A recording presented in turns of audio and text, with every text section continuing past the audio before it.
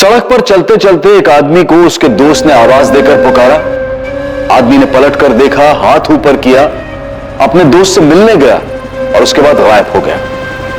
गायब, एकदम गायब। उसके बाद दिखा ही नहीं, ना तो वो आदमी और ना उसका दोस्त। क्या ऐसा भी कभी होता है?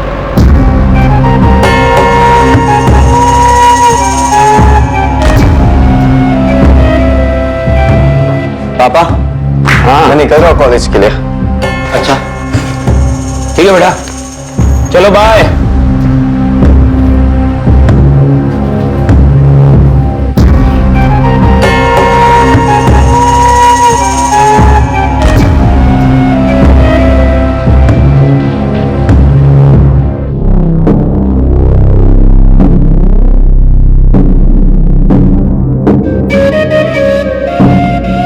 मनीषा, आज दीदी के यहाँ जाना है तुम्हें?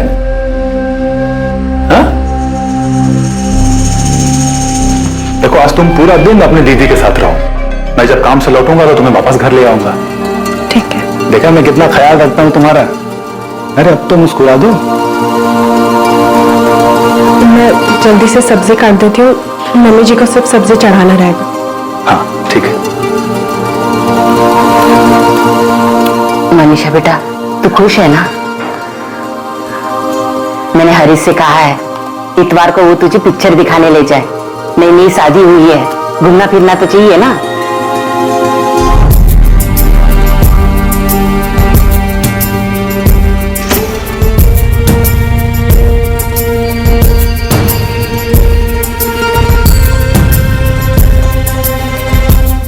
फिल्म का टिकट आज ही बुक कर लेता। कौन सी फिल्म देखोगी? कोई भी चलेगी। अरे कोई भी कैसे चलेगी? इतनी सारी फिल्में लगी है, कोई तो देखने का मन होगा तुम्हारा।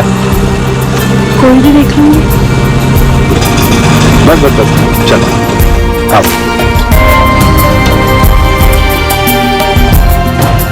हरीश, हाय। मनीषा, एक काम करो, तुम जाओ, मैं 10-15 मिनट में आता हूँ, ठीक है? और उसके बाद वहां से काम पे चला जाऊंगा। तुम्हें पता है ना कंचन दीदी का घर?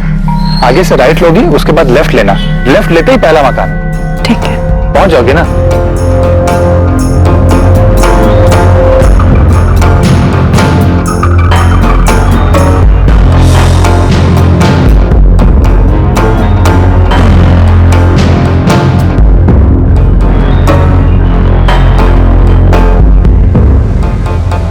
दीदी,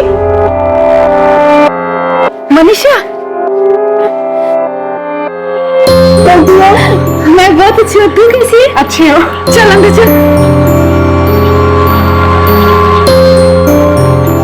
ये लो जीजू, आपकी फेवरेट अदरक वाली चाय। क्या बात है मनीषा, तू जब जब आती है ना तभी मुझे अदरक वाली चाय मिलती है। मैं तेरी दीदी तो। हाँ मैं सब सुन रही हूँ। आप मेरी बहन से मेरी ही चुगली कर रहे हैं। देखो किचन में मगर कान यही लगे हुए हैं। और तेरा हीरो का है हरीश, वो भी आने वाला था ना साथ में? आए ना, तो रास्ते में उनका कोई दोस्त मिल गया था, तो बोले कि 10-15 मिनट बाद उससे मिलकर आएंगे। अच्छा बैठो ना। हनीमून का क्या प्लान है? कहीं लेके जा रहा है कि नहीं तुझे हरीश? हाँ, शिमला जाने की बोलते रहते। अब अगले महीने छुट्टी मिलेगी तो जाएंगे। मनीषा, तू खुश है ना? मनीषा, तेरे ससुराल में सब ठीक है ना? तेरे सास ससुर, तेरा देवर, सबसे बनती है ना तेरी? अरे ऐसे सर के हिला रही, कुछ बोल। हाँ दीदी, सब ठीक है। और अभी तो शादी हुई है, सबको समझने में, घुलने मिलने में थोड़ा टाइम तो लगेगा ना। ये बात भी है। मम्मी पापा की याद आती है? थोड़ी थोड़ी याद तो आएगी, लेकिन अब हरीश का घर ही तेरा घर है।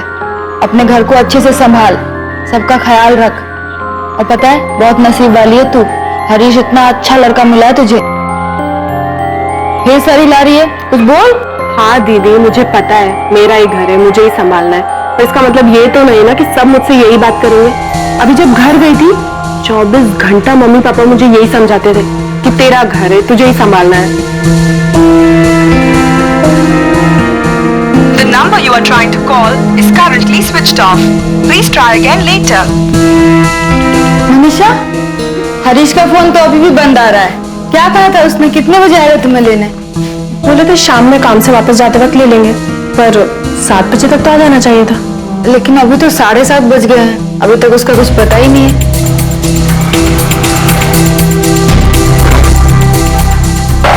अमित, हरीश अभी तक आया नहीं मनीषा को ले जाने। क्यों? फोन करो उसे, पूछो कहाँ पर है। किया था, फोन अभी भी बंद आ रहा है। फोन बंद है? ये क्या हो गया हरीश को? शुरू में बोला था आऊंगा और आया ही नहीं। दोपहर में भी मैंने फोन किया था, उस समय भी फोन बंद था। कोई काम में अटक गया होगा। चल मनीषा, मैं तुझे घर छोड़ देता हूँ। बाय दीदी। बाय, ख्याल रखना। हाँ, ध्यान से जाना। हाँ।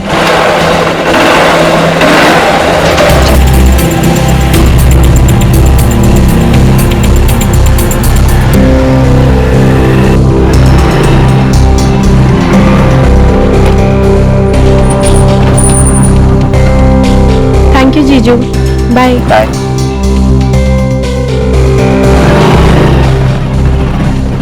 पर मनीषा, हरीश रह कहाँ गया? वो तुझे कंचन के यहाँ से लेकर आने वाला था ना? पर वो आया ही नहीं, तो जीजा जी मुझे छोड़कर गए। हरीश भैया का फोन भी बंद आ रहा है, लग नहीं रहा। उनका फोन तो बहुत देर से नहीं लग रहा है। दीदी भी उन्हें लगा रही थी फोन।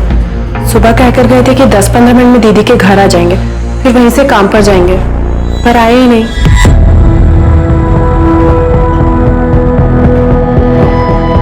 समझ बेटा, तू एक काम कर, तू हरीश के सेठ को फोन कर। हो सकता है काम ज्यादा होने की वजह से दुकान पर ही हो। पर भैया अगर दुकान पे रुकेंगे भी तो भी क्या फोन क्यों बंद रखेंगे? अरे तू पहले फोन तो कर, फिर बाद में पूछेंगे कि उसने फोन क्यों बंद कर रखा है। हेलो, हाँ सुमित बेटा। नहीं, हरीश तो आज सुबह से काम पर ही नहीं आया। 10:30 बजे मैंने दुकान खोली थी, तब से मैं भी उसे कॉल लगा रहा हूँ। लेकिन गौतम अंकल, हरीश भैया तो सुबह काम के लिए ही निकले थे। निकला होगा, पर वो आज पूरे दिन काम पर नहीं आया। गौतम अंकल कह रहे कि हरीश भैया आज दुकान पे गए नहीं। बेटा मनीषा, हरीश किस दोस्त के साथ गया था सुबह? पता नहीं पापा जी, उनके किसी दोस्त ने आवाज दी थी। उन्होंने मुझसे कहा कि मैं दीदी के घर चले जाऊं, वो थोड़ी देर में आएंगे, पर आए ही नहीं। पर दोस्त कौन था? पता नहीं मम्मी जी, मैंने नहीं देखा। योगेश भैया या अर्शद भाई? मैंने देखा नहीं देवर जी। मैं लखनऊ में हूँ, मेरी तो हरीश से आज बात तक नहीं हुई। मैं तो कल ही लखनऊ आया था, कुछ काम से आया हूँ, परसों वापस आ रहा हूँ। सुमित, क्या बात है, तो बहुत परेशान लग रहा है। योगेश भैया, हरीश भैया का फोन बंद आ रहा है। सुबह उनको कोई दोस्त मिला था जब वो मनीषा भाभी को उनकी दीदी के घर छोड़ने गए थे। मुझे लगा कि आप या अर्शद भाई होंगे। नहीं सुमित, मैं तो आज मिला ही नहीं हरीश से। नहीं, मैं अगर हरीश को मिलता तो दूर से आवाज देकर भाभी से मेरा मिले थोड़ी ना चले जाता। अरे कोई दोस्त था भी तो तुमने देखा तक नहीं? वो कौन था? नहीं, वो बोलकर गए थे तुम दीदी के यहाँ जाओ, मैं आता हूँ। मैंने उस तरफ देखा ही नहीं। भैया अर्शद भाई और योगेश भैया से भी नहीं मिले। अरे यही तो दो दोस्त हैं उसके, अगर उनसे नहीं मिला तो फिर गया कहाँ हरीश? आपने अपने रिश्तेदारों से पता किया? शायद वहां गया हो। हाँ, सबसे बात कर ली। हरीश किसी रिश्तेदार के यहाँ नहीं गया है, लेकिन वो कहीं जाएगा भी तो अपना फोन बंद क्यों रखेगा? वो कल सुबह अपनी पत्नी मनीषा को उसकी बहन कंचन ठाकुर के यहाँ छोड़कर काम पर जाने वाला था। कंचन यही मंटू चौक के पास रहती है, पर ना तो वो काम पर गया और ना ही बहू को लेने उसके बहन के घर पहुंचा।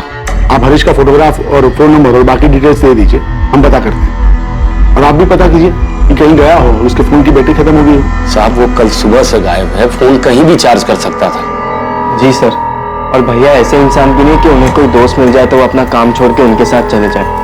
भैया के दो ही खास दोस्त हैं, योगेश भैया और अर्शद भाई, लेकिन इन दोनों में से वो कल किसी के साथ भी नहीं थे। हरीश ऐसे कैसे जा सकता है किसी दोस्त के साथ? ये अभी तक लौटा ही नहीं। मनीषा को कुछ नहीं पता कि कौन था वो दोस्त? नहीं पापा, मनीषा ने देखा ही नहीं कि किस दोस्त ने आवाज दी। वो सीधे मेरे घर आ गई थी।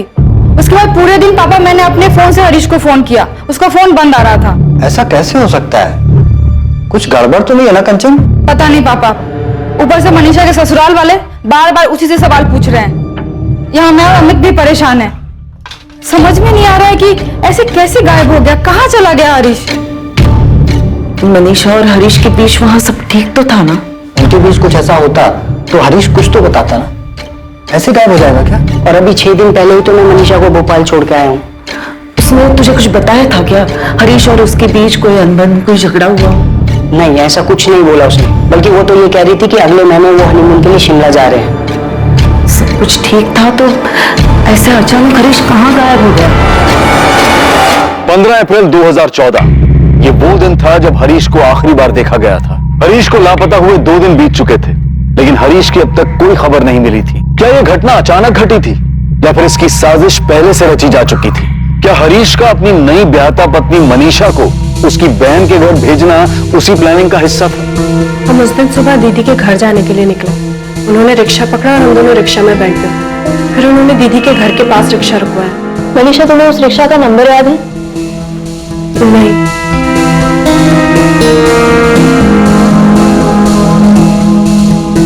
मम्मी का ऑर्डर है कि तुम्हें फिल्म दिखाने के लिए ले जाना है। तुम्हारी दीदी के घर से कितनी दूरी पे रोका था रिक्शा? बस चलो आओ। दूरी तो पता नहीं, लेकिन वहां से सीधा जाकर मैंने राइट लिया था और फिर लेफ्ट लेते ही पहला मकान दीदी का। और तुमने वाकई नहीं देखा कि तुम्हारे पति को किसने आवाज दी थी? हरीश! हाय! नहीं देखा। क्यों नहीं देखा? मुझे लगा नहीं था कि हरीश जी जिससे मिलने जा रहे हैं उससे मिलकर वापस ही नहीं लौटेंगे। देखिए, अभी तक हमारे पास हरीश की कोई खबर नहीं मिली, लेकिन कल तक हमारे पास उसके फोन की लोकेशन आ जाएगी। हमें पता चल जाएगा कि उसका फोन कहां पे स्विच ऑफ हुआ है। इस मनीषा ने ही मेरे बेटे के साथ कुछ किया है। क्या कर सकती है वो और क्यों करेगी? आपने अभी भी बताया कि इन दोनों की शादी को सिर्फ 1.5 महीना ही हुआ है, तो क्या मनीषा खुश नहीं है ये शादी से, या हरीश खुश नहीं है? मैडम, ये कैसा सवाल है? शादी से खुश थे या नहीं? अभी शादी को 1.5 महीना ही तो हुआ है। मैडम, मनीषा और हरीश दोनों को एक दूसरे से मिलवाया गया था। दोनों ने एक दूसरे को पसंद किया। सबकी खुशी और मर्जी से शादी हुई थी दोनों की। ओम अनुभद्रः कृतवोयन्तु विष्णुदासो अमृतासु हृदा देवानो यथो सदमिति व्रते असन्न प्रभु।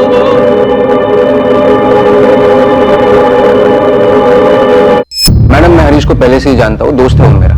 जब कंचन के पापा ने कहा कि वो मनीषा के लिए लड़का ढूंढ रहे, तब मैंने उन्हें हरीश के बारे में बताया था। और मनीषा का रिश्ता लेकर हरीश के घर भी मैं ही गया था। मैडम, सब कुछ दोनों की मर्जी से हुआ था। तो फिर क्यों अचानक हरीश किसी दोस्त को मिलता है और एक दिन ऐसे गायब हो जाता है? यही तो समझ में नहीं आ रहा मैडम। और ये बात तो गलत है ना मैडम। मनीषा के ससुराल वाले उस पर ही सारा इल्जाम डाल रहे हैं, जबकि उस दिन हरीश ने खुद उससे पूछा था कि अपनी दीदी के घर जाना है। मैं उस दिन सुबह बिस्तर ठीक कर रही थी, तब उन्होंने मुझसे कहा अगर तुम्हें अपनी दीदी के घर जाना है तो चली जाओ। मैंने कहा ठीक है। उसने ऐसा क्यों कहा? वो अचानक तुम्हें तुम्हारी बहन के घर क्यों भेजना चाहता था? पता नहीं मैम, मैंने पूछा नहीं। आपका बेटा हरीश खुद मनीषा से कहता है कि आज तुम अपनी बहन के घर चली जाओ, मैं काम पे जाते वक्त तुम्हें वहां छोड़ दूंगा और लौटते वक्त तुम्हें वहां से ले आऊंगा। तो आप ये कैसे कह सकती है कि मनीषा ने हरीश के साथ कुछ किया है? क्या मनीषा और हरीश के बीच में कोई प्रॉब्लम चल रही थी? साहब, 1 मार्च को जबलपुर में मनीषा और हरीश की शादी हुई और 3 मार्च को वो यहाँ हमारे घर भोपाल आई। जब से मनीषा शादी करके आई है, किसी से ज्यादा बात नहीं करती है, अपने में ही गुमसुम रहती है।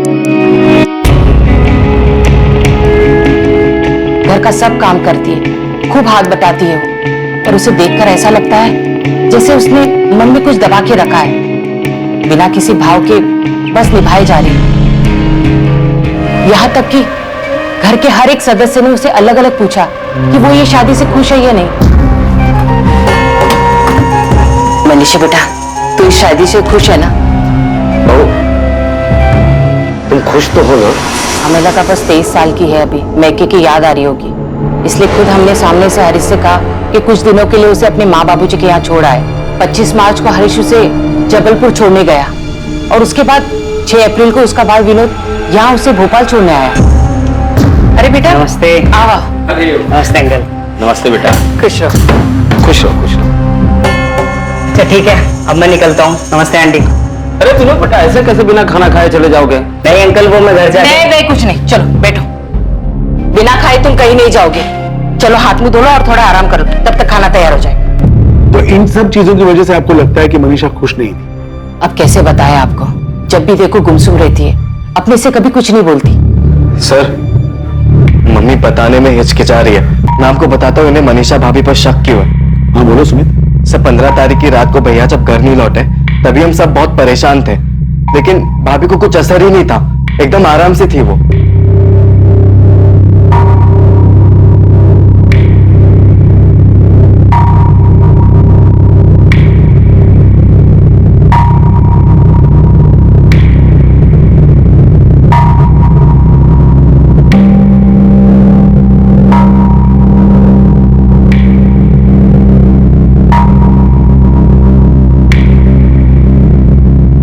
मैंने सब जगह पता कर लिया, हरीश भैया कहीं पर भी नहीं है। हमें पुलिस के पास जाना चाहिए। कैसी पत्नी है ये? हाँ, पति घर से गायब है और ये चुप चुप के खाना खा रही थी, अब आराम से सो रही है। इसे कुछ नहीं पड़ी है हरीश की। सर हमें तो समझ में ही नहीं आ रहा है कि ऐसा कैसे हो सकता है। सुबह से पति घर से गायब हो और भाभी आराम से सो रही हो। उसके पहले उसने चुपके से ठूस ठूस के खाया। हमने जब मनीषा से उसका फोन नंबर मांगा तो उसने कहा उसके पास फोन ही नहीं है। क्या सच है ये? हाँ, उसके पास फोन नहीं है। तो शादी के पहले से ही उसके पास फोन नहीं था या शादी के बाद से? शादी के पहले से ही नहीं था। लेकिन हरीश भैया बोल रहे थे कि शादी के बाद वो भाभी को एक फोन दिला देंगे। ठीक है, फिलहाल आप लोग घर जाइए। हरीश के बारे में कोई भी खबर मिलती है तो हम आपको बताते हैं। भैया को गायब हुआ आज 2 दिन हो गए, लेकिन अभी तक कुछ हम जानते हैं। सुनिए, हमने सभी पुलिस स्टेशन में हरीश की डिटेल्स भेज दी। जीजा जी मैं क्या करूं? मुझे भूख लगी थी और वो लोग तो खाना ही नहीं खा रहे थे, तो मैंने चुपके से खा लिया और जैसे बेड पर आकर बैठी मेरी नींद लग गई। मुझे लगा था हरीश जी देर से ही सही पर घर आ जाएंगे। और आप लोगों ने सारा इल्जाम मनीषा पे लगा दिया कि उसने ही कुछ किया है। कुछ बोलने से पहले ये तो सोच लेते कि आपका खुद का बेटा उसे मेरे यहाँ छोड़ने आया था और उसके बाद पूरा दिन वो मेरे साथ थी। जब हरीश उसे शाम को लेने नहीं आया, इतना परेशान हो गई थी खुद वो। देखिए अंकल आंटी, मनीषा अभी बस 23 साल की है, इतनी बड़ी नहीं है वो। पहली बार घर से बाहर निकली है, बचपना है अभी उसमें। भूख लग गई तो खा लिया, आंख लग गई तो सो गई। मगर ये इतनी बड़ी बात नहीं है ना कि ऐसा भी क्या बचपन अमित बेटा? चलो तुम ही बता दो, किसी दिन तुम टाइम पे घर पे ना पहुंचो, तुम्हारा कोई अता पता ना हो, तो क्या कंचन के गले से निवाला उतरेगा? क्या वो ऐसे पैर पसार के सोएगी? अगर खा लिया, सो गई, इसका मतलब ये नहीं कि उसी ने कुछ किया हरीश के साथ। दीदी बात सिर्फ इतनी नहीं है। दोनों घर से साथ निकलते हैं, रिक्शा लेते हैं, साथ में उतरते हैं और फिर भैया को कोई आवाज लगाता है और भाभी देखती तक नहीं है। देखो, मनीषा पे इल्जाम नहीं लगा रहा है, तुम खुद ही सोचो। और अमित, तुम तो हरीश के दोस्त हो ना, तुम ही बताओ वो बताए बिना कैसे जा सकता है? अंकल मैं समझ सकता हूँ, मगर आप ही नहीं, हम सब परेशान हैं। और अंकल, हरीश अगर आपका बेटा है ना तो मनीषा का पति है। आपको चिंता हो रही है तो हमें भी चिंता हो रही है। मम्मी पापा इतने परेशान हैं, जबरदस्ती से यहाँ आने के लिए निकल गए हैं। आप लोगों से हाथ जोड़ के विनती है, ऐसे में बेवजह के इल्जाम मत लगाइए मनीषा पर।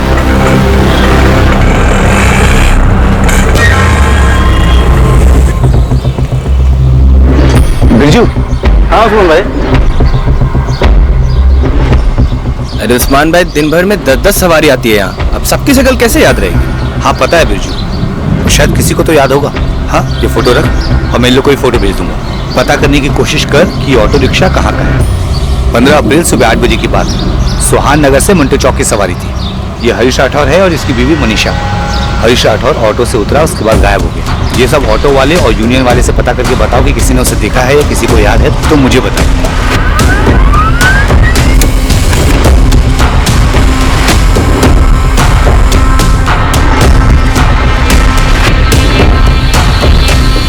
सर, फोन रिकॉर्ड्स के मुताबिक हरीश की लास्ट लोकेशन मूर्तिगंज। मूर्तिगंज? ये मूर्तिगंज तो मंटू चौक से करीब 1 घंटे की दूरी पर है ना। ये सुहान नगर और ये मंटू चौक और ये है मूर्तिगंज, जो सुहान नगर और मंटू चौक से काफी दूरी पर है। सुहान नगर से मंटू चौक रिक्शा से पहुंचने में करीब 10 मिनट लगते हैं। सर, अगर हरीश रिक्शा या गाड़ी से भी मूर्तिगंज गया हो तो उसे कम से कम 1 घंटा लगा होगा वहां पहुंचने में, क्योंकि सुबह 8 बजे के दौरान उस रूट पे अच्छी खासी ट्रैफिक हो जाती है। सवाल यह है कि हरीश उस दोस्त के साथ मूर्तिगंज क्यों गया, जबकि उसने मनीषा से यह कहा था कि वो 10 से 15 मिनट में वापस लौटेगा। सर, हमने आसपास जितने भी रिक्शा वाले हैं, जितना भी रिक्शा स्टैंड है, उन सबसे पता लगाया, या तक कि उनकी यूनियन वालों से भी बात किया, लेकिन किसी को कुछ याद नहीं है कि किसी ने उस दिन हरीश या मनीषा को वहां देखा। भैया मूर्तिगंज क्यों जाएंगे? वहाँ उनका कोई काम पड़ता हो? नहीं पापा, वहां पे उनका कोई दोस्त भी नहीं जिनसे वो मिले होंगे। फोन रिकॉर्ड के मुताबिक हरीश का फोन मंटू चौक से मूर्तिगंज की तरफ गया और मूर्तिगंज में जाकर के स्विच ऑफ हो गया। क्या हरीश की किसी के साथ कोई दुश्मनी थी, कोई झगड़ा? नहीं सर, हरीश भैया ऐसे इंसान है ही नहीं कोई किसी के साथ लड़ाई झगड़ा करे। मैडम, हरीश मेरे यहाँ पिछले 4 साल से काम करता है। उसको और उसके परिवार वालों को मैं बहुत अच्छे से जानता हूँ। उसका किसी के साथ लड़ाई झगड़ा हो ही नहीं सकता। गौतम जी, आप तो उन्हें अच्छी तरीके से जानते हैं, तब तो आपको ये भी पता होगा कि हरीश इस शादी से खुश है या नहीं। खुश, बहुत खुश है मैडम। शादी तय होने के बाद से ही उसकी खुशी का ठिकाना नहीं था।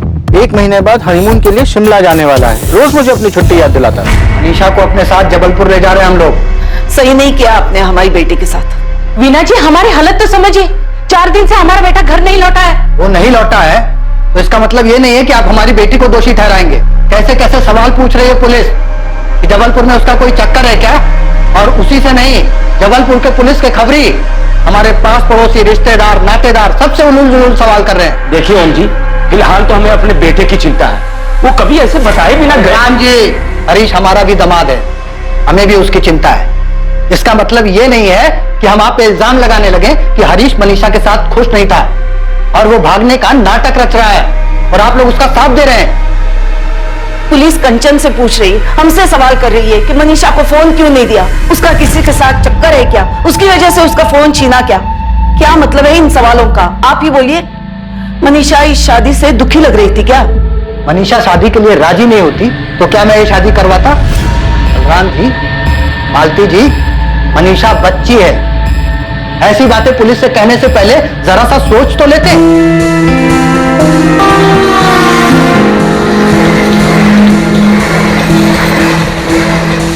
मनीषा के माता पिता उसे वापस अपने साथ अपने घर जबलपुर लेकर आ गए। हरीश के पिता बलराम राठौड़ और उसका छोटा भाई सुमित लगातार पुलिस स्टेशन के चक्कर लगाते रहे इस उम्मीद में कि हरीश की कोई खबर मिले। उधर जबलपुर में मनीषा के माता पिता भी उससे पूछते रहे कि 15 अप्रैल को उसका पति हरीश किस दोस्त के साथ गया था, पर मनीषा के पास इसका कोई जवाब नहीं था। याद करके देख। मनीषा का परिवार जानना चाहता था कि क्या मनीषा और हरीश के बीच कोई झगड़ा या अनबन थी जिसकी वजह से हरीश इस तरह से अचानक एक दिन चला गया था। पुलिस हरीश के दोस्त योगेश वर्मा और अरशद खान से भी बार बार पूछताछ कर रही थी, पर हर बार उनका भी यही कहना था कि उन्हें नहीं पता कि हरीश कहां चला गया है। पुलिस ने हरीश की फोटोज और पोस्टर्स से भोपाल की अखबारों और दीवारों को भर दिया था, इस आशा में कि कहीं से हरीश की कोई खबर मिले। सुमित, हमने हरीश का फोन सर्वेलेंस पे डाल दिया। जैसे ही उसका फोन स्विच ऑन होता है हमें पता चल जाएगा कि उसकी करंट लोकेशन क्या है। सर, जबलपुर से कुछ पता चला कि भाभी का वहां पे? नहीं सुमित, ऐसा तो कुछ सामने नहीं है। हमने मनीषा की बहन कंचन और उसके पति अमित से कई बार पूछताछ की कि कहीं उनका तो कोई हाथ नहीं है हरीश के गायब होने में, लेकिन ऐसा कोई भी इंसान या मकसद सामने नहीं आया जिसे यह पता चल सके कि हरीश को मिलने कौन आया था जिसके बाद वो गायब हो गए। आंटी, मैंने अपने दोस्त से पता करवाया है, वहां जबलपुर में मनीषा के दूसरी शादी की कोई बात नहीं चल रही है। और वैसे भी वो अभी दूसरी शादी कर भी नहीं सकती है क्योंकि हरीश अभी तक सिर्फ लापता है और कुछ पता भी तो नहीं चला कि वो अब। कंचन दीदी बोल रही थी हरीश जीजा जी के घर वाले उन्हें अभी तक ढूंढ रहे हैं। ढूंढेंगे ही ना बेटा, उनके घर का बड़ा बेटा गायब हुआ है, कोई छोटी बात थोड़ी ना है। मनीषा, हम तेरी सारी बात मानते हैं, सही है, पर बेटा हरीश को कोई परेशानी थी क्या? नहीं पापा, कोई परेशानी नहीं। हरीश से तेरी ठीक से बात तो होती थी ना? कोई मनमुटाव तो नहीं था? नहीं मम्मी, सब कुछ ठीक था। अमित, आप हरीश को 2-3 साल से जानते हो, कहीं ऐसा तो नहीं कि उसका किसी और लड़की के साथ या औरत के साथ? अमित, वो ऐसे कैसे जा सकता है? पता नहीं कंचन, हरीश को गायब हुए 1 महीने से ऊपर हो गया, ना कोई एक्सीडेंट ना कुछ और। ऐसे कैसे कोई दोस्त उसे बुलाता है और फिर आज तक वो गायब है? कैसे हो सकता है? अब तो पुलिस भी कुछ नहीं कर रही है। मैं तो अब भी यही कहूंगी कि उस मनीषा ने मेरे हरीश के साथ कुछ गलत किया है।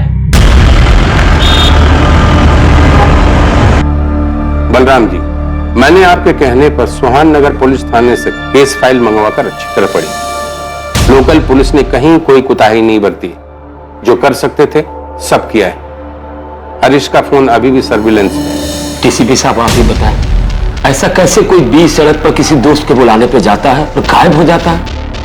आज 1.5 महीने हो गए मेरे बेटे को गायब हुए, अभी तक उसकी कोई खबर नहीं मिली है। सर, अक्सर सुना है कि अचानक किसी को हार्ट अटैक आ गया या अचानक किसी का एक्सीडेंट हो गया, लेकिन ऐसे भीड़ में अचानक कोई गायब नहीं होता।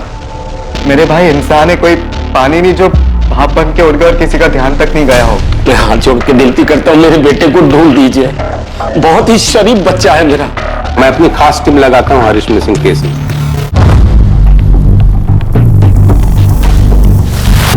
हरीश की फैमिली ने सीधा हरीश की पत्नी मनीषा पर शक जताया है और शक जताने का मेन कारण यह है कि जिस दिन हरीश गायब हुआ था उस दिन मनीषा ने आराम से खाना खाया और बेफिक्र होकर सो गई। लेडी किलर, पहले मर्डर किया फिर आराम से खाना खाया और सो गई। सर, लोकल पुलिस को लड़की के अतीत में कुछ नहीं मिला। बाकी केस में उन्होंने छानबीन की है, पर रेलवे स्टेशन और एक्सीडेंट पर कोई भी ऐसा सुराग नहीं मिला कि हरीश कहाँ हो सकता है, वो कहाँ जा सकता है। हरीश के उस दोस्त का भी पता नहीं चला होगा जिसने उसे पीछे से आवाज देकर बुलाया था। हरीश, हाय। नहीं, हरीश के दो ही खास दोस्त हैं। एक है योगेश वर्मा, जो उस दिन लखनऊ में था, और दूसरा अरशद खान, जो उस दिन अपने गैरेज पे था। लोकल पुलिस ने उन दोनों के फोन रिकॉर्ड्स चेक किए हैं। हरीश को गायब हुए लगभग 2 महीने बीत चुके हैं, उसका अभी तक कुछ पता नहीं चला। क्या लगता है तुम्हें, मर्डर हुआ होगा उसका? सर, हरीश के बैकग्राउंड में ऐसा कुछ भी नहीं मिला जिससे ये लगा हो कि वो पहले से परेशान हो, मेंटली डिस्टर्ब हो, या शादी से खुश ना हो इसलिए सब कुछ छोड़कर भाग गया। हरीश की इमेज बहुत ही सीधे साधे आज्ञाकारी बेटे की है। उसकी लाइफ में कोई लड़की? लोकल पुलिस को उसके फोन रिकॉर्ड्स और छानबीन में ऐसा कुछ भी नहीं मिला। सर, जैन सर, मेरी सॉरी, मैं थोड़ा लेट हो गया। लेट नहीं कपिल, तुमने बिल्कुल सही टाइम पर एंट्री मारी है। लेकिन इस केस में कोई था जिसने 15 अप्रैल को अचानक एंट्री मारी थी और जिसका अभी तक कुछ पता नहीं चल पाया है। पूजा, हरीश की फैमिली से कहो कि शादी के एल्बम लेकर आए। सर, ये ओम और बीना मनीषा के माता पिता, और ये मनीषा की बड़ी बहन कंचन और उसका पति अमित। और सर, ये विनोद है, मनीषा भाभी का छोटा भाई। और ये दोनों हरीश के दोस्त, अरशद खान और योगेश वर्मा। ये लड़का कौन है जो मनीषा के परिवार के साथ भी नजर आ रहा है और इस फोटो में अलग से हरीश और मनीषा के साथ है इस औरत के साथ? पता नहीं सर, मनीषा भाभी का कजन होगा शायद। लड़की वालों की तरफ से था, लेकिन इसका नाम नहीं पता हमें। शादी में तो हरीश और मनीषा काफी खुश लग रहे हैं। लग नहीं रहे, खुश थे साहब। ये मनीषा का जीजा अमित, मनीषा का रिश्ता लेकर यही आया था ना आपके पास? जी। हरीश ने मनीषा को देखते ही शादी के लिए हाँ कर दी थी। जी, हरीश भैया को मनीषा भाभी बहुत पसंद आई थी। और मनीषा को भी हरीश काफी पसंद आया था? पता नहीं, पर वो लोग तो यही कह रहे थे। शादी तय होने के बाद मनीषा और हरीश की फोन पे बात होती थी? जी। हरीश मनीषा से बात करने के लिए मनीषा के पिता ओम प्रकाश के नंबर पे फोन किया करता था। हाँ सर। प्रणाम जी। सुमित, शादी के बाद 1.5 महीने में क्या कभी मनीषा अकेले मार्केट गई थी या फिर काफी देर के लिए घर से बाहर अकेले रही हो? नहीं, अकेले तो वो कभी बाहर नहीं गई। शादी के बाद 3 हफ्ते वो यहीं रही, उसके बाद मैके चली गई। 1 हफ्ते बाद लौटी। लौटने के 1 हफ्ते बाद तो ये हो ही गया था। उसके बाद उसके माँ बाप उसे लेकर चले गए। मनीषा ने कभी किसी से बात करने के लिए आपसे फोन मांगा था? नहीं सर, मुझसे तो कभी फोन नहीं मांगा। मुझसे भी नहीं। हरीश के फोन रिकॉर्ड से भी ऐसा कुछ नहीं मिला है कि मनीषा ने किसी से बात की। आप लोगों ने पक्का कभी नहीं देखा कि मनीषा के पास कोई फोन था? साहब, हमें पता है उसके पास कोई फोन नहीं था, क्योंकि उसके पिताजी मनीषा से बात करने के लिए मेरे फोन पर फोन किया करते थे। सर, मनीषा भाभी के पापा ही नहीं, उनकी बड़ी बहन और जीजाजी भी हमारे फोन पे कॉल करते थे। हरीश के गायब होने के पीछे मनीषा का ही हाथ है। कुछ तो है जो वो छुपा रही है। अजीब बात है कि एक 23 साल की लड़की के पास फोन नहीं, इसके पीछे कोई तो वजह होगी। मुझे नहीं लगता कि मनीषा के माँ बाप से बात करने का कोई फायदा है। वो अब भी वही कहेंगे जो पहले कहा था। शायद मनीषा के अतीत के बारे में उसके माँ बाप को कुछ मालूम ही ना हो, और मालूम होगा भी तो इतना सब कुछ होने के बाद शायद वो अनजान बन रहे हो। अब हम कोई खबर ही नहीं लगाएंगे, कोई सीधी कार्रवाई नहीं करेंगे। पहले ब्लूप्रिंट तैयार करेंगे, उसके बाद पूछताछ होगी। तुम दोनों अभी जबलपुर निकल जाओ और अपने तरीके से काम शुरू करो।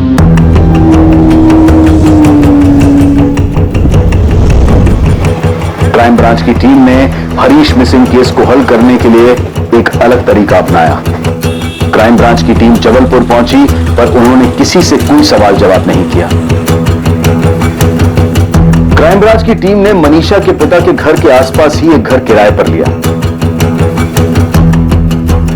शांति से, चुपचाप, बिना किसी संदेह को जाहिर होने दिए, क्राइम ब्रांच की टीम ने मनीषा और उसके पूरे परिवार पर नजर बनाए रखी। मनीषा की हर गतिविधि पर क्राइम ब्रांच के अधिकारियों की नजर बनी हुई थी।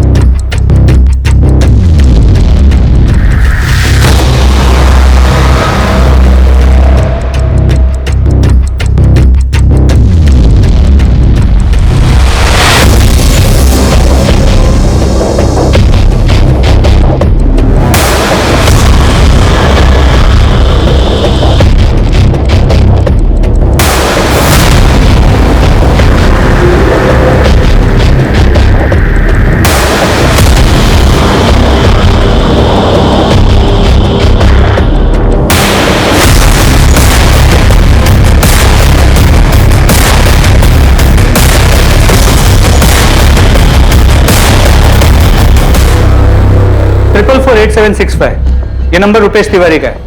मुझे इस नंबर के सारे कॉल रिकॉर्ड्स चाहिए त्रिपाठी, खासकर 1 मार्च से लेकर अब तक के सारे कॉल रिकॉर्ड्स, मोबाइल लोकेशन, सभी डिटेल अर्जेंट बेसिस।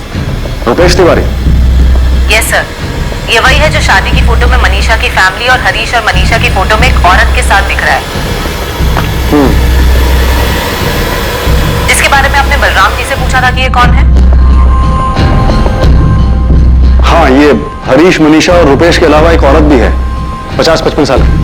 सर, वो औरत रुपेश तिवारी की मां है, ललिता देवी, विधवा है। काफी साल पहले उनके पति का देहांत हो चुका है। रुपेश तिवारी और उसकी मां काफी सालों से जबलपुर में मनीषा के पड़ोसी हैं। सर, रुपेश तिवारी जबलपुर में एक छोटी सी टूर एंड ट्रेवल एजेंसी चलाता है। आइए सर, मुझे एक गाड़ी चाहिए। मिलेगी सर। कब और कहाँ के लिए चाहिए? इंदौर के लिए। इंदौर। अरविंद, तो रजिस्टर दे दो। हाँ। सर, रुपेश तिवारी का एक असिस्टेंट है अरविंद, जो एक तरह से उसका पार्टनर भी है। मुझे कुछ ऐसा मिला जिससे ये पता चल सके कि मनीषा और रुपेश का आपस में अफेयर है, वो भी उसकी शादी से पहले? सर, कुछ नहीं, काफी कुछ मिला है। सर, मेरे तो एक बात समझ में नहीं आ रही कि पहले पुलिस टीम की नजर में आने में ये सब बच कैसे गया।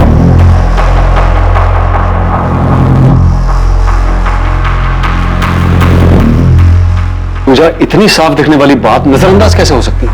शायद इसलिए क्योंकि दोनों पड़ोसी हैं और एक दूसरे के घर आना जाना आम बात है।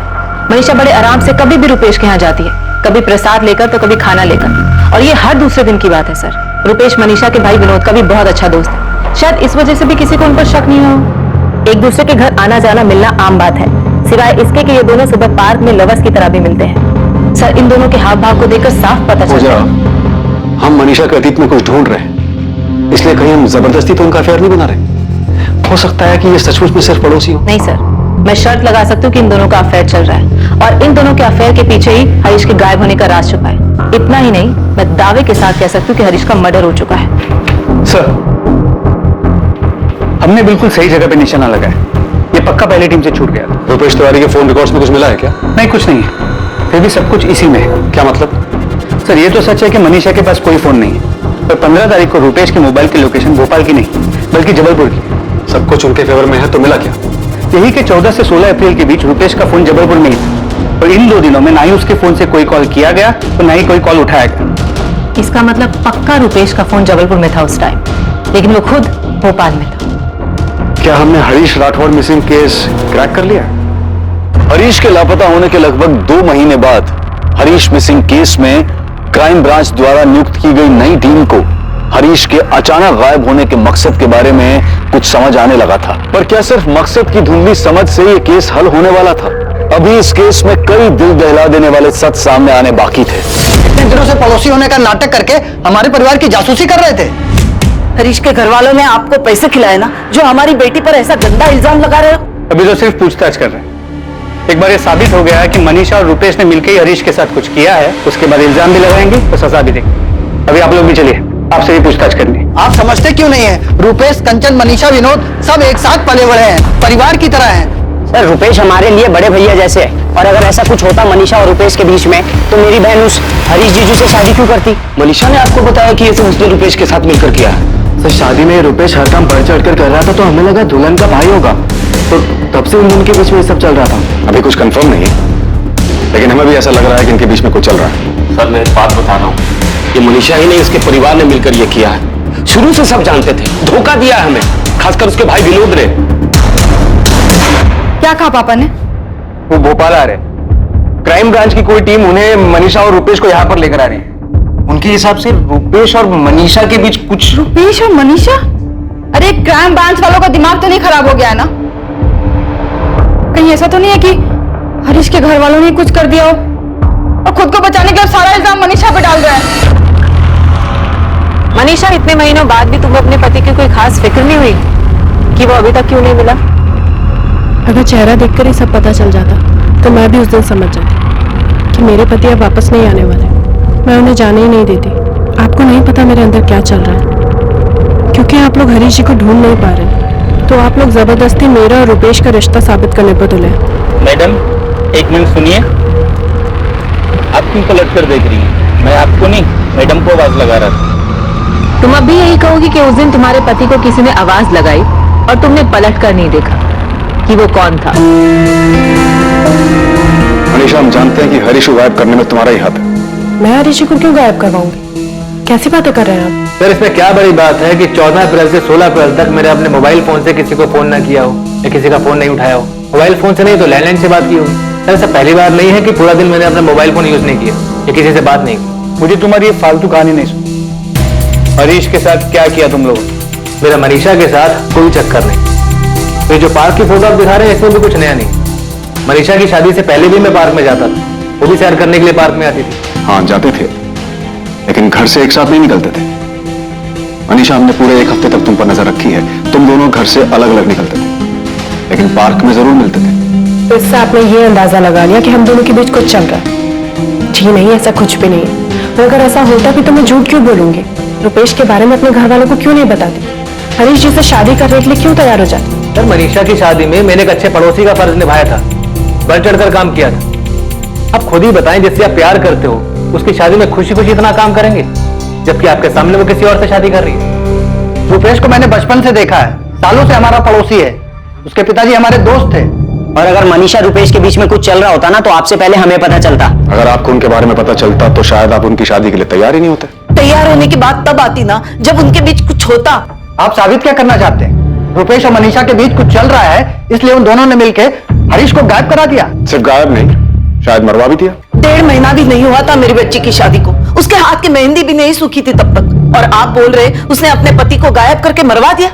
ये क्या बात कर रहे हो आप? मैंने मुड़कर नहीं देखा। झूठ, तुम झूठ बोल रही हो। तुमने मुड़कर देखा था, तुमने देखा था कि रुपेश ने ही आवाज लगाई थी।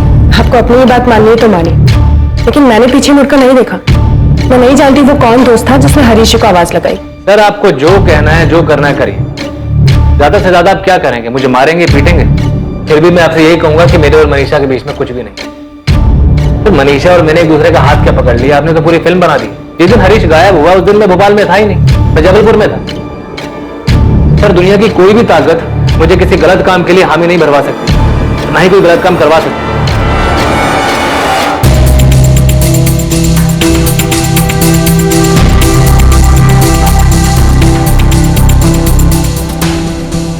सर मैं यकीन के साथ बोल सकता हूँ कि ये इन दोनों का ही काम। और सिर्फ गायब ही नहीं, गायब करके मर्डर भी किया है। अगर इन्होंने गायब किया है, मर्डर किया है, तो ऐसे कैसे सफाई से जुर्म किया है कि हर चीज इनकी तरफ इशारा करती है? अगर इनके खिलाफ कुछ मिलता नहीं। सर ये अपने आप सच नहीं बोलेंगे, इसे सच बुलवाना पड़े। ऐसे एक दिन नहीं, एक महीने भी अगर हम इनसे पूछताछ करेंगे ना, तब भी ये लोग कुछ नहीं बोलने वाले। पर पूछताछ क्या, वो तो डंडे खाने को भी तैयार। कोई तो तरीका होगा इनको तोड़ने का। लाई डिटेक्टर टेस्ट, ये क्या होता है? ये वो टेस्ट होता है जिससे साफ हो जाएगा कि तुम लोग सच बोल रहे हो या झूठ। लेकिन मैं झूठ नहीं बोल रही हूँ। अगर तुम झूठ नहीं बोल रही तो तुम्हें लाई डिटेक्टर टेस्ट से कोई प्रॉब्लम नहीं होनी चाहिए। पर हम कैसे यकीन कर लें कि आप लोग हमें इसमें फंसाएंगे नहीं? फंसाने की जरूरत ही नहीं, क्योंकि हमें पता है कि तुमने और मनीषा ने मिलकर ही हरीश को गायब करके मारा है। फिर ये वो सच है जो आप मानकर बैठे, जबकि ये सरासर झूठ है। तो फिर लाई डिटेक्टर टेस्ट कर लेते हैं। अगर ये झूठ है तो टेस्ट में साबित हो जाएगा कि झूठ है, तुम्हें इससे कोई प्रॉब्लम भी नहीं होनी। हमें इन्हें किसी और तरीके से भी घेरना होगा। एक काम करो, इन्हें जाने दो और रुपेश की और मनीषा के माँ बाप, भाई बहन, जीजा सबके फोन टैप करो और इन्हें आपस में सलाह करने दो कि आगे क्या करना है। मुझे पूरा यकीन है कि ये इन्होंने ही किया है और हमें किसी भी तरह ये सच इनसे उगलवाना होगा। मनीषा देख बेटा, कल जो भी हो हम तुम्हारे साथ हैं, हमें तुम पर विश्वास है, पर एक बात सच सच बताओ कि मैंने कुछ गलत किया है। हाँ, और ये रुपेश वाली बात कितनी सच है? मम्मी पापा, आप लोग जो बोलोगे मैं करूंगी, जिससे आपको यकीन हो जाए कि मेरे और रुपेश के बीच कुछ भी नहीं है। जिसकी कसम खाने को बोलोगे मैं खा लूंगी। मेरे और हरीश जी के बीच सब कुछ ठीक था, हम दोनों में कोई झगड़ा नहीं था। मेरी गलती उस दिन सिर्फ इतनी हुई कि मैंने मुड़कर नहीं देखा। हरीश जी को आवाज किसने दी थी जिसकी मुझे इतनी बड़ी सजा मिल रही है? मुझे नहीं पता हरीश जी के साथ क्या हुआ, शायद सचमुच उनका मर्डर हो गया, लेकिन मेरा इससे कोई लेना देना नहीं है। आप लोग मेरा यकीन कीजिए, मुझ पे इस तरीके से शक मत करिए प्लीज। वो लोग मुझे और मनीषा को निशाना बना रहे हैं, कुछ भी करके हमें फंसाना चाहते हैं बस। पर ऐसा कर क्यों रहे हैं? तुझे फंसाना क्यों चाहते हैं? पता नहीं उनके दिमाग में क्या चल रहा है, क्यों जबरदस्ती मेरा और मनीषा का रिश्ता साबित करने पर तुले, जबकि हमारे बीच तो ऐसा कुछ है भी नहीं। अरे वो जो टेस्ट करना चाहते हैं, जो तू बोल रहा है, लाई डिटेक्टर टेस्ट, पता नहीं मम्मी क्या होता है। तो बोल रहे हैं कि इससे सारा सच सामने आ जाता है। अगर सच झूठ का पता चल सकता है तो तुझे बिना डरे हाँ कह देना चाहिए। मेरी समझ में एक बात नहीं आ रही है कि मनीषा का पति गायब हुआ है तो तुझे क्यों घसीट रहे हैं?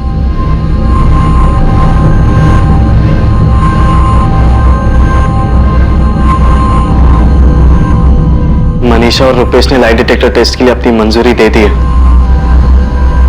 कैसे पता चल जाएगा हमारा हरीश कहाँ है? नहीं पता मम्मी। ये टेस्ट कब होने वाला है? अभी कुछ पक्का नहीं, शायद अगले हफ्ते होगा।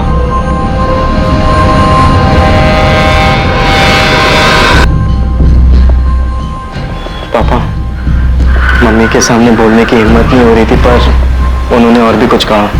क्या? यही ना, शायद अब हरीश जिंदा नहीं है। हाँ पापा, वो बता रहे थे कि शायद हरीश भैया का मर्डर हो चुका है और इन दोनों ने मिलकर मारा उन्हें। मनीषा और रुपेश ने लाई डिटेक्टर टेस्ट के लिए मंजूरी दे दी। टेस्ट के दौरान भी वो अपने इस बयान पर अड़े रहे कि उनके बीच में कोई प्रेम संबंध नहीं है और हरीश के लापता होने में भी उनका कोई हाथ नहीं है।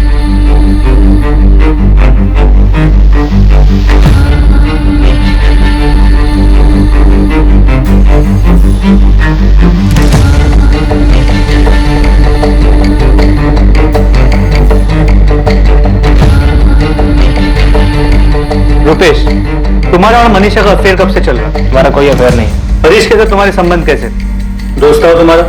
हाँ। सिर्फ दोस्त या करीबी दोस्त? हरीश से मेरी मुलाकात तब हुई थी जब वो जबलपुर में मनीषा से शादी करने आया था। 2-4 दिन में ही अच्छी दोस्ती हो गई थी हमारी। इतनी अच्छी कि तुम अगर अचानक से भोपाल आओ और सड़क पे उसे आवाज दो तो तुम्हें पहचान लेता? हाँ, पहचान लेता। अगर तुम उसे अपने साथ कहीं चलने को बोलो तो चलेगा? हाँ, हो जाता। बिल्कुल वैसे ही जैसे वो कभी जबलपुर आता और मुझे मिलने के लिए बुलाता तो मैं उससे मिलने चला जाता। मनीषा, ये सच है कि 15 अप्रैल को तुमने और हरीश ने कंचन के घर जाने के लिए रिक्शा लिया ही नहीं? नहीं, ये झूठ है क्योंकि हमने रिक्शा लिया था। रिक्शा के पैसे किसने दिए? हरीश जी ने। तुम्हारा फोन नंबर क्या है? मेरे पास फोन नहीं है। मैं उस फोन की बात करूं जो रुपेश ने तुमको लाकर दिया था। रुपेश ने मुझे कोई फोन लाकर नहीं दिया। तो बिना फोन के रुपेश तुम्हें भोपाल में कांटेक्ट कैसे करता था? मेरे और रुपेश के बीच ऐसा कुछ भी नहीं है कि उसे मुझे कांटेक्ट करना पड़ता। जब तुम 1 हफ्ते के लिए जबलपुर गई थी तब तुम दोनों ने हरीश की किडनैपिंग और मर्डर का प्लान किया था? नहीं। तो भोपाल में किया था। मनीषा, तुमने और रुपेश ने हरीश को मारने का प्लान भोपाल में बनाया था? ऐसा कभी कोई प्लान नहीं था। हरीश को कहाँ मारा? मैंने हरीश जी को नहीं मारा। तो किसने मारा? रुपेश ने मारा। रुपेश ने अकेले हरीश को मारा या उसके साथ कोई और भी था? मुझे नहीं पता। क्या नहीं पता? फिर रुपेश के साथ कौन था या फिर रुपेश ने हरीश को कहाँ मारा? क्या नहीं पता मनीषा? मुझे नहीं पता हरीश जी को किसने मारा। मतलब तुम्हें पता है कि हरीश मर चुका है, उसका मर्डर हो चुका है? नहीं, मुझे नहीं पता। तुम हरीश को मंटू चौक से कहाँ लेकर गए? मैं उसे कहीं लेकर नहीं गया था। तो तुमने भोपाल में ही मारा है उसको? तुम मनीषा से प्यार करते हो? तुम रुपेश से प्यार करती हो? मनीषा का कहना है कि उसे ये तो नहीं पता तुमने हरीश को मारा है या नहीं, मगर उसे लगता है कि तुम मनीषा को पाने के लिए हरीश को मार सकते। रुपेश, क्या ये सच है? तुमने हरीश को मारा है? रुपेश ने हमें बताया कि उसने तुम्हें एक फोन लाकर दिया था, उसके बाद तुमने हरीश को मारने का प्लान बनाया। पर अब वो कह रहा है कि सारा प्लान तुम्हारा था, तुमने हरीश को मरवाया है। क्या ये सच है मनीषा? लाई डिटेक्टर टेस्ट से इस केस को सॉल्व करने में मदद मिलने की उम्मीद थी, पर इससे पहले कि लाई डिटेक्टर टेस्ट के परिणाम आते, इस केस को एक नई दिशा मिली।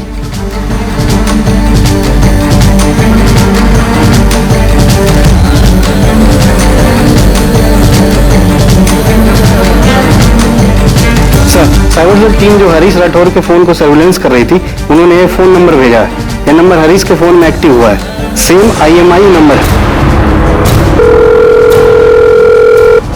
रिंग जा रही। 2 महीने बाद आज हरीश का फोन है। हेलो हेलो, कौन बोल रहा है? अरे फोन आपने किया है, आप बताओ आप कौन बोल रहे हो? मैं क्राइम ब्रांच से बोल रहा हूँ। ये फोन जिससे आप अभी बात कर रहे हो हरीश राठौर नाम के आदमी का। ये फोन तुम्हारे पास कहां से है? इसने कट कर दिया। फौरन ये नंबर ट्रेस करो, पता करो लोकेशन कहां की। जी साहब। सर, अगर रुपेश और मनीषा ने मिलकर हरीश को मारा है और वो भी इतनी चालाकी से कि हमारे पास लाई डिटेक्टर टेस्ट के रिजल्ट के इंतजार करने के अलावा और कोई चारा नहीं, तो ये जो भी है जिसने उनकी हेल्प की, हरीश का फोन ऑन करने की गलती करेगा? बिल्कुल कर सकते हैं। पॉसिबल है कि वो लाई डिटेक्टर टेस्ट से डर गए कि कहीं उनका सच सामने ना आ जाए, इसलिए वो हरीश का फोन ऑन करके हमें गुमराह करना चाहते हैं ताकि हम ये सोचें कि हरीश जिंदा है और हम उनकी तरफ ध्यान ही ना दें। मनीषा, तू मेरी छोटी बहन है, चाहे जो भी हो मैं तेरे साथ। दीदी, क्या तुम घुमा फिरा के मुझसे ये पूछना चाहती हो कि मैंने हरीश जी को मारा है या नहीं? देख मनीषा, सच बता, क्या सच में तेरे और रुपेश के बीच में ऐसा कुछ है जो उनमें से कोई नहीं देख पाया? एक परिवार जो दुख में डूबा था, इंतजार कर रहा था ये जानने के लिए कि आखिर उनके बेटे हरीश के साथ क्या हुआ था, जिसे लापता हुए भी अब 2 महीने से ज्यादा बीत चुके थे। हरीश के एक दिन अचानक गायब हो जाने के इस केस में सच क्या था और झूठ क्या था? सच, क्या यही सच था कि एक औरत ने अपने प्रेमी के साथ मिलकर अपने पति की हत्या की थी, वो भी इतनी सफाई से, इतनी चालाकी से कि पुलिस को उनके खिलाफ कोई सुराग तक नहीं मिल रहा? अभी जितना जल्दी हो सकता है मुझे 444689 इस नंबर की डिटेल्स निकाल कर दो। जो भी बंदा हरीश का ये फोन यूज कर रहा है उसने फोन स्विच ऑफ कर रखा है। इस नंबर तक पहुंचना हमारे लिए बहुत जरूरी है। Inspector Sharma, lie detector test की रीडिंग मुझे मिल गई है। मुझे 2 दिन लगेगा सारे रीडिंग की टेस्ट करके एनालिसिस करने के लिए, तभी मैं कुछ कह पाऊंगा। मुकेश जी प्लीज जितना जल्दी हो सके कोशिश कीजिए, क्योंकि अगर हमें टेस्ट में कुछ भी मिलता है तो हमारे लिए रुपेश और मनीषा को तोड़ना आसान हो जाएगा। ये लोग ऐसे नहीं बोलेंगे, दोनों बहुत शातिर हैं। आप मुझे 2 दिन का टाइम दीजिए, 2 दिन में रिपोर्ट आपके सामने होगी। सर 444689 नंबर की डिटेल्स कल शाम तक मिल जाएगी।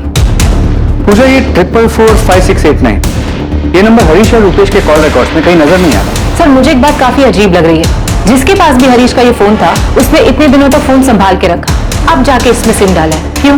एक बार इसके कॉल रिकॉर्ड्स आ जाए, फिर पता चलेगा कि रुपेश और मनीषा क्या गेम खेल।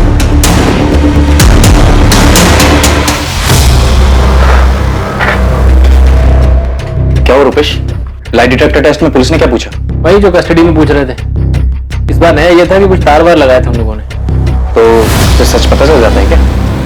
पता नहीं, कह तो रहे थे यार, मैं तो शुरू से सच बोलता आ रहा हूँ, जो वो लोग मानने को तैयार ही नहीं है।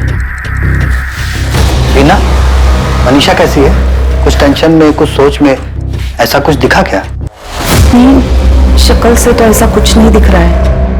मैं उसे मंदिर ले गई थी, भगवान की कसम दिलवाकर मैंने उससे पूछा कि रुपेश और उसके बीच में कुछ है क्या।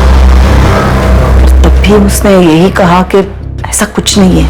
कुछ समझ में नहीं आ रहा। मनीषा भी तो इतना सब कुछ होने के बाद भी एक बार भी कहीं से दुखी नहीं नजर आ रही। वही तो, कुछ समझ में नहीं आ रहा है इनके बीच कब हुआ है, क्या हुआ है। और मनीषा कुछ बोल भी तो नहीं रही।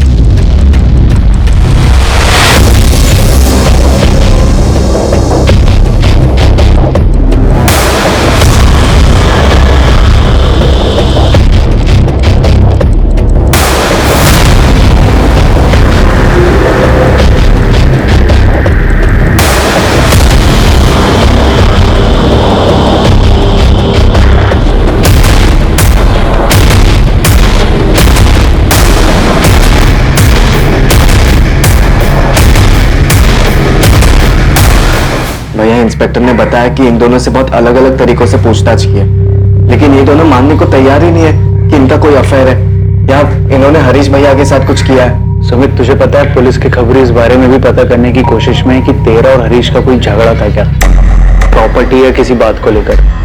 मैं ये नहीं कह रहा हूँ कि उन्हें कुछ मिलेगा, पर वो लोग ये एंगल भी देख रहे हैं। मनीषा को सजा होनी चाहिए क्योंकि वो झूठ बोल रही है, लेकिन मनीषा बताए तो सही कि उस दिन हरीश से कौन मिलने आया था और कहाँ है वो, क्या हुआ उसके साथ। सुमित, कुछ भी हो जाए तू और अंकल इस केस में बिल्कुल ढील मत देना, वरना वो रुपेश और मनीषा दोनों साफ साफ बच निकलेंगे।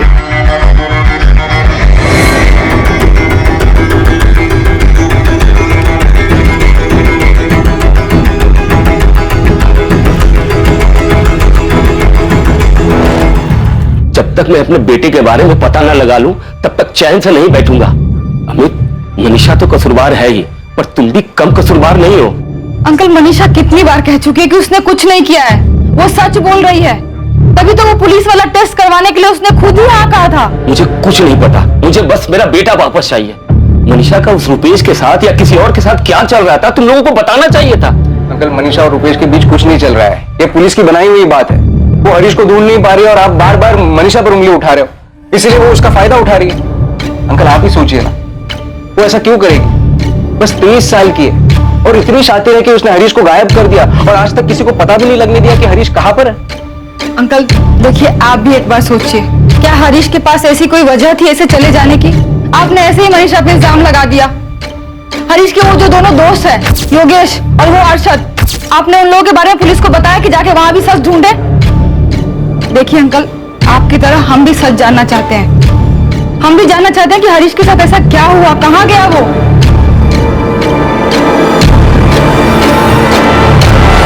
तेरा हीरो का है हरीश, वो भी आने वाला था ना साथ में? तो आए ना, तो रास्ते में उनका कोई दोस्त मिल गया था, तो बोले कि 10-15 मिनट बाद उससे मिलकर आएंगे। दोपहर में भी मैंने फोन किया था, उस समय भी फोन बंद था। कोई काम में अटक गया होगा। चल मनीषा, मैं तुझे घर छोड़ देता हूँ। आजा। कंचन, ये बात अजीब है मगर सच है। हरीश के गायब होने के बाद से आज तक मैंने मनीषा के चेहरे पर कभी भी कोई दुख या परेशानी नहीं देखी। अमिताभ, आप भी मनीषा पर? नहीं, मैं इल्जाम नहीं लगा रहा हूँ, मगर तुम ही सोचो, तुम्हें बात अजीब नहीं लगती कि हरीश के वापस ना आने से मनीषा को जरा भी दुख नहीं हुआ, जरा भी फर्क नहीं पड़ा? 2 दिन बाद क्राइम ब्रांच को उस आदमी की जानकारी मिली जो हरीश का फोन इस्तेमाल कर रहा था। समीर चंद्रा, रुद्र विहार का एड्रेस। रुद्र विहार सर, ये तो मूर्तिगंज के पास है, जहाँ पर हरीश का फोन स्विच ऑफ हुआ था। सर, फोन रिकॉर्ड के मुताबिक हरीश की लास्ट लोकेशन मूर्तिगंज है। देखते हैं कि समीर चंद्रा वाकई में कोई है या ये भी कोई झूठ। और उसी दौरान लाई डिटेक्टर टेस्ट के परिणाम भी सामने आए। हेलो, इंस्पेक्टर शर्मा, मुकेश बोल रहा हूँ। हाँ मुकेश जी, क्या मिला टेस्ट में?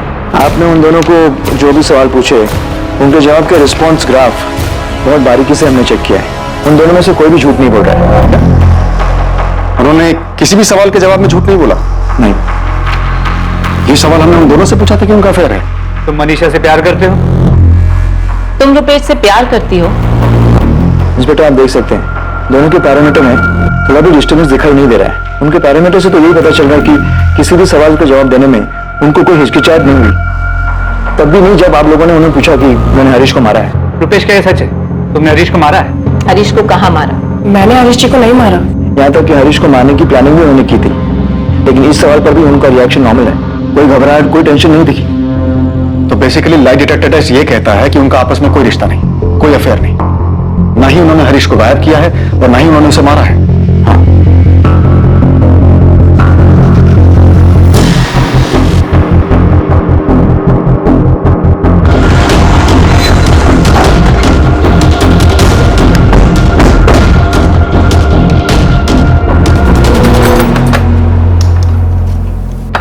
जी कहिए। समीर चंद्रा यहीं रहता है। आप लोग कौन? Crime branch. जी, मैं ही समीर चंद्र हूँ, कहिए क्या काम है? तूने फोन क्यों काटा? हेलो, कौन बोल रहा है? आप बताओ, आप कौन बोल रहे हो? मैं क्राइम ब्रांच से बोल रहा हूँ। ये फोन जिससे तुम अभी बात कर रहे हो हरीश राठौर के नाम का है। सब मैं कुछ समझा नहीं। मैंने फोन किया था तुझे और जब पूछा कि हरीश का फोन तेरे पास कैसे आया, तूने फोन काट दिया। अब तू हरीश का फोन खुद से हमें देगा या हम हमारे तरीके से तेरे घर में ढूंढेंगे?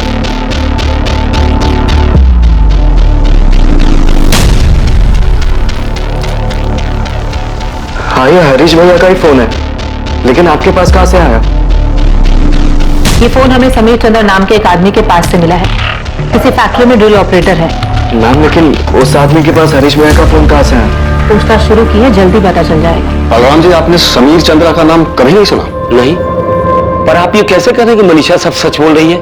ये कैसा लाई डिटेक्टर टेस्ट है आपका? देखिए बलराम जी, जरूरी नहीं कि टेस्ट में जो आए वो सही हो, लेकिन ये भी सच है कि रिपोर्ट्स के हिसाब से मनीषा और रुपेश दोनों झूठ नहीं बोल रहे। हम इस समीर चंद्रा से पूछताछ कर रहे हैं, हो सकता है इसका हरीश के गायब होने में कोई हाथ हो। अब मनीषा झूठ बोल रही है, बहुत चालाक है वो। जिस दिन मेरा बेटा गायब हुआ, उसके चेहरे पे जरा सा भी दुख नहीं था, जरा सा भी शिकन नहीं थी, जैसे उसका पति नहीं कोई ऐरा गहरा हो। मैं समीर चंद्रा को तो नहीं जानता, लेकिन इतना जरूर जानता हूं कि मनीषा ने मेरे बेटे को गायब किया।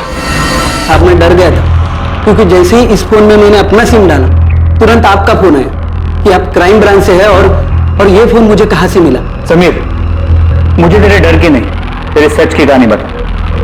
बोल, ये फोन तेरे पास कहां से आया? साहब रास्ते में पड़ा मिला, पान वाले की दुकान के बगल में कूड़े के पास पड़ा था। मैं पान बनवा रहा था जब फोन पे मेरी नजर पड़ी।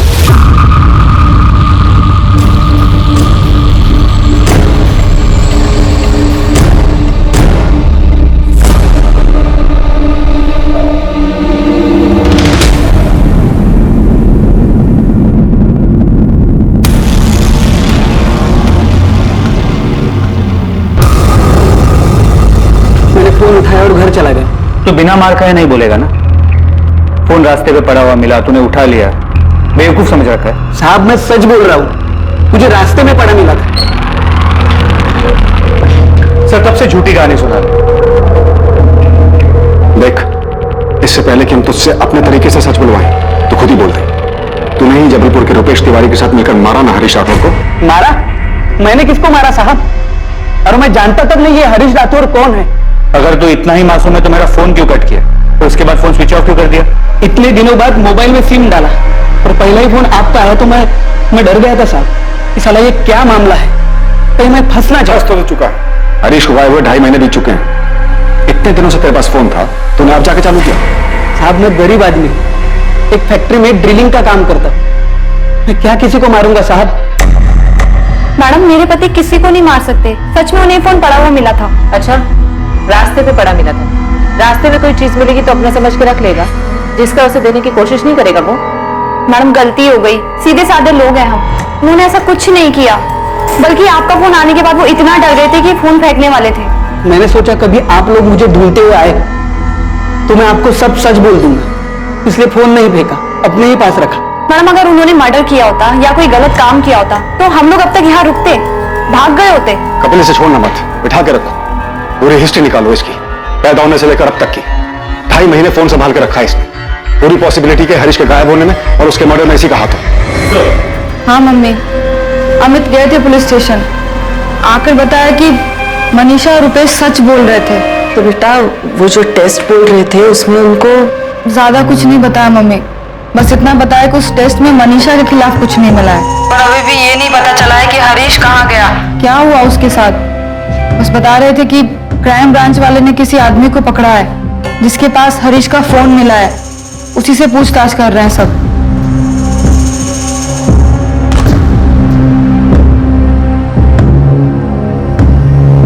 क्या हुआ मम्मी?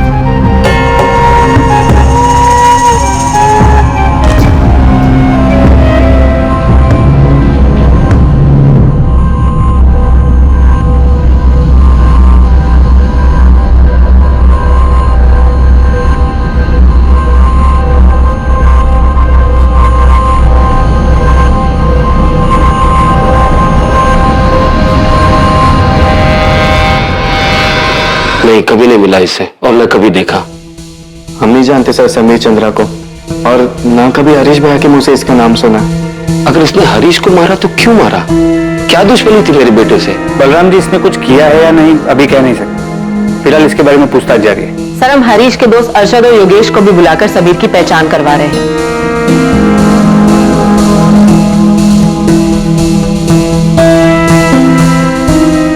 अरशद और योगेश भी ये नहीं जानता कि समीर कौन है?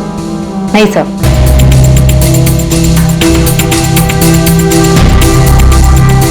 मजदूर आदमी है सब, कोई क्रिमिनल हिस्ट्री भी नहीं है समीर की, दूर दूर तक कोई हिस्ट्री शीटर से जान पहचान भी नहीं है। मतलब ये पॉसिबल है कि उसे हरीश का फोन सड़क पर पड़ा हुआ मिला?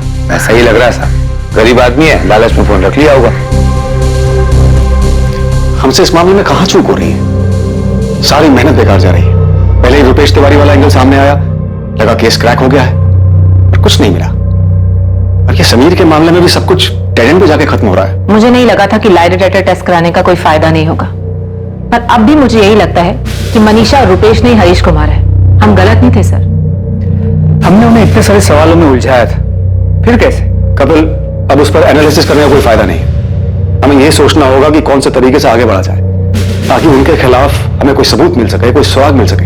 हमें उन दोनों पर नजर रखनी चाहिए, क्योंकि मर्डर के बाद का भी तो कोई प्लान होगा उनका। जाहिर है दोनों जितने शातिर हैं, इन्होंने सोचा ही होगा कि पुलिस आएगी, छानबीन करेगी, तो कुछ टाइम तक शांत रहना पड़ेगा, उसके बाद हम अपने प्लान को आगे बढ़ाएंगे।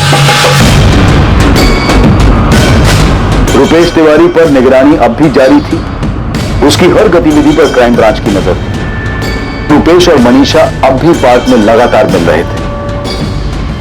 रुपेश और मनीषा पर अब निगरानी रखने का मकसद यह पता करना था कि अगर उन दोनों ने हरीश को मारा है तो कैसे और हरीश की लाश कहां थी। इसके साथ ही इंतजार था इस बात का कि वो कब और कैसे अपने रिश्ते को एक कदम आगे बढ़ाते हैं। पर पार्क में रोज मिलने, हंसी मजाक करने के अलावा मनीषा और रुपेश में से कोई भी कदम आगे नहीं बढ़ा रहा था।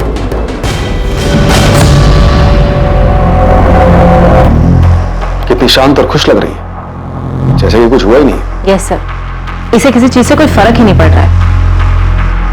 आज तक के करियर में इतने शातिर क्रिमिनल्स को तोड़ा है, इसे क्यों नहीं तोड़ पा रहे हो? सर, ताज्जुब की बात तो ये है कि बिना किसी कांटेक्ट के, बिना किसी बातचीत के ये दोनों इतना बड़ा कांड कर कैसे पाए, वो भी इतनी सफाई से कि आज तक हमें हरीश का नामो निशान तक नहीं मिला। सर, मनीषा और रुपेश का मेल मिलाप अब भी जारी है, बल्कि मेल मिलाप के साथ साथ सैर सपाटा भी शुरू हो गया। कभी होटल, कभी नर्मदा में बोटिंग के लिए भी जाने लगे। इसके अलावा और कुछ पता चला? हरीश की बॉडी कहां दफनाई है या जलाई है? नहीं सर, मनीषा और रुपेश का सारा कच्चा चिट्टा खोल दिया, लेकिन रत्ती भर भी खबर नहीं लगी कि हरीश को कहां गायब किया, कैसे मारा, उसकी बॉडी को कहां और कैसे ठिकाने लगा। कहीं हम गलत ट्रैक पे तो नहीं जा रहे कपिल? ये मनीषा और रुपेश के चक्कर में कोई और मोटिव, कोई और कल्प्रिट छूट तो नहीं रहा हमसे?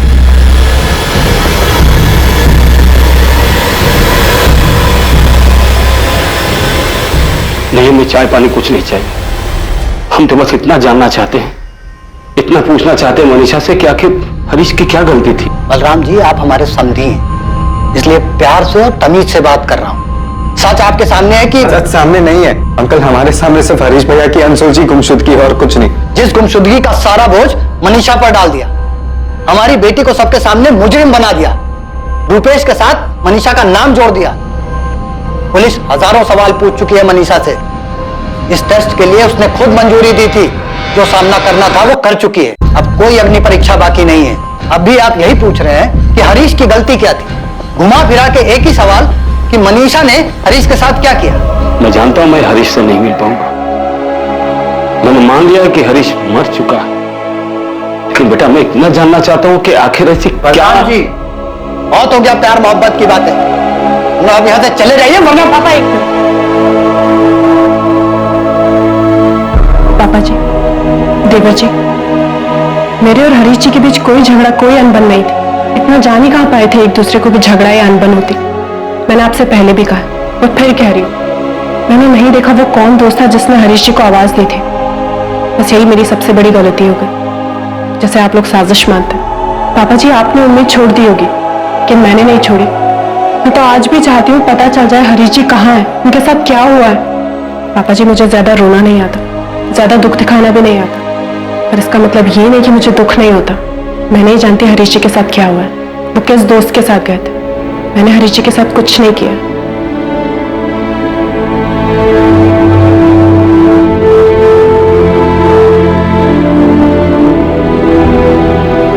साहब, हम 4 दिनों से यहाँ चक्कर काट रहे हैं पर आप मिल ही नहीं रहे हैं। सर, आपने हरीश भैया को ढूंढना बंद कर दिया है क्या? हाँ बलराम जी, सुमित, ये सच है कि अभी हम दूसरे केसेस देख रहे हैं, लेकिन अगर हमें हरीश के केस में छोटा सा भी सुराग मिला तो हम दोबारा पूरे जोर शोर से हरीश के केस पर वापस लग जाएंगे।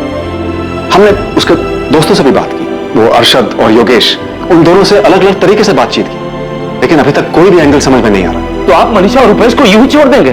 साहब, मैं जानता हूं कि उन्होंने ही मिलकर मेरे हरीश क्या कर रहे हैं? शक के बिना तो गोली मार दें उनको। आप अच्छी तरह जानते हैं कि हम पूरी कोशिश कर रहे हैं, हमें भी शक है। रुपेश और मनीषा ने। जब आपको शक है तो आप उन्हें इस तरह से खुला क्यों छोड़ रहे? पकड़िए ना उनको। हम गए थे भाभी के घर पे, हमने देखा जो कुछ भी बोल रही थी साफ साफ लग रहा था नाटक कर रही है। इतना सा भी दुख नहीं था उनके चेहरे। दुख पछतावा नहीं है, ये हमने भी देखा है, लेकिन ना तो ये कोई सबूत है, ना इसके बिना पर कोई केस बनता है।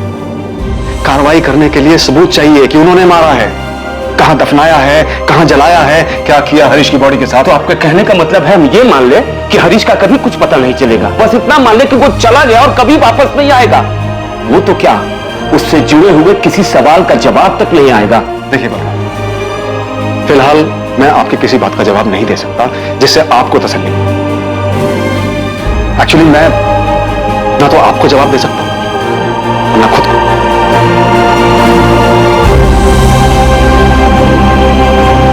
हरीश मिसिंग केस में क्राइम ब्रांच भी कोई हल नहीं खोज पाई कोई क्लोजर नहीं दे पाई। वो केस जो शायद लापता होने के साथ साथ हत्या का भी केस था। हरीश को गायब हुए महीनों सालों बीत गए, लेकिन हालात जैसे के तैसे बने रहे। हम हमेशा कहते हैं कि क्राइम नेवर पेज, पर क्या इस केस में यह धारणा गलत साबित होने वाली थी? हालात तो कुछ ऐसे ही दिख रहे थे, पर आखिरकार असली गुनहगार कौन था? कोई एक था या एक से ज्यादा लोग इस गुनाह में शामिल थे? पिछले 4 सालों में हरीश के केस में कोई हरकत नहीं देखी गई, लेकिन अब 2018 में कुछ ऐसा होने जा रहा था जो इस केस की फाइल को दोबारा खोलने वाला था।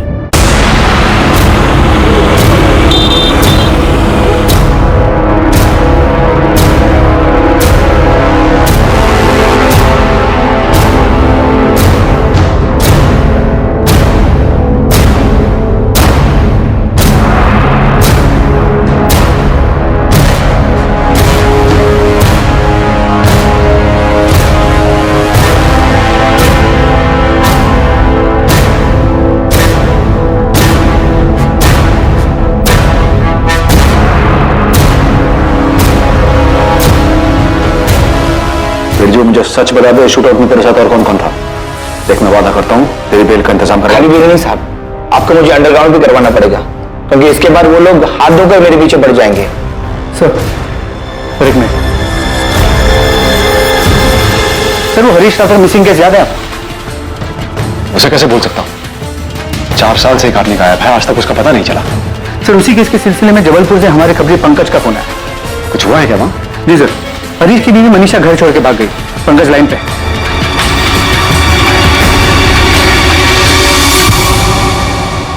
किसके साथ भागी मनीषा? सोच के देखो साहब, कौन हो सकता है? रुपेश तिवारी। जी साहब, शाम मनीषा 2 रात पहले भागी। कल रात से रुपेश भी गायब है।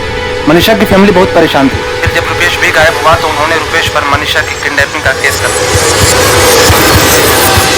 रुपेश का फोन नहीं लग रहा है, इसका मतलब ये थोड़ी है कि मनीषा को लेके भाग गया है। भागा नहीं है तो कहाँ गया है वो? उसके पार्टनर अरविंद को भी नहीं पता है कहाँ है वो। तुम्हें पहले से ही पता था ना क्या चल रहा है।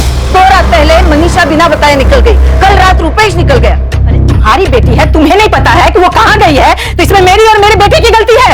मेरा बेटा अपने काम से गया होगा और मैं नहीं मानती कि वो मनीषा को लेके भागा है। मनीषा और रुपेश की खबर मिलते ही भोपाल क्राइम ब्रांच की टीम फौरन जबलपुर के लिए निकल पड़ी। ऐसा लग रहा था मानो जो केस बिना हल हुए 4 सालों से फाइल में दबा हुआ था, वो आखिरकार फिर खुलने जा रहा था। कपिल, ये वो केस है जो इतने सालों तक मुझे परेशान करता रहा, इसे मैं कभी भूल नहीं पाया। ये जानते हुए भी कि हरीश का मर्डर मनीषा और रुपेश ने किया है, हम इसे कभी सॉल्व नहीं कर पाए। पापा, मम्मी, क्राइम ब्रांच से खबर आई है, मनीषा और रुपेश तिवारी जबलपुर से भाग गए। और उसके माँ बाप अब भी यही बोलेंगे कि उन दोनों के बीच में कुछ था ही नहीं। क्राइम ब्रांच की एक टीम गई है जबलपुर में।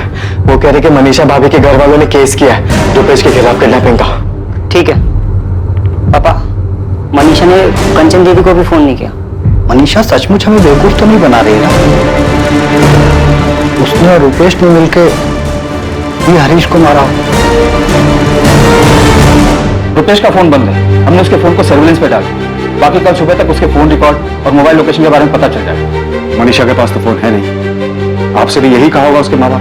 जी, मुझे लगता है कि मनीषा और रुपेश शायद इसी इंतजार में थे कि हरीश का केस ठंडा पड़ जाए, बंद हो जाए, ताकि ये लोग अपना अगला कदम उठा सकें। प्लीज, हमें किसी भी हाल में इन तक पहुंचना है। एक बार ये हमारे हाथ लग जाए तो इस बार इनसे सच बुलवाएंगे नहीं, बल्कि हलक में हाथ डालकर निकालेंगे। अब तो पुलिस क्या, मैं भी यही कहूंगी कि मनीषा ने कुछ गलत किया हरीश के साथ। हमें इतनी जल्दबाजी नहीं दिखानी चाहिए, पहले हमें मनीषा और रुपेश को ढूंढना चाहिए। मैं तो अब भी यकीन नहीं कर पा रहा हूँ कि मनीषा ऐसा कुछ कर सकती है। अगर उसे हरीश से शादी नहीं करनी थी तो उसे पहले ही बोलना चाहिए था, पहले ही रुपेश के बारे में बता देती। मुझे लगता है मामला कुछ और है। क्या मामला हो सकता है, आप ही बताइए। पहले मनीषा भाग जाती है, उसके अगले दिन रुपेश गायब हो जाता है। क्या मामला हो सकता है, बताइए। इस केस ने कई झटके दिए थे और अब जो झटका लगने वाला था वो किसी की भी सोच से परे था। मनीषा घर से भागी, फिर रुपेश भी गायब हो गया और उसका फोन भी बंद हो गया। सबने फौरन 2 और 2 4 का फॉर्मूला लगाया और मान लिया कि दोनों साथ में भागे हैं। लेकिन यहां 2 और 2 4 नहीं बल्कि 5 साबित होने वाले थे।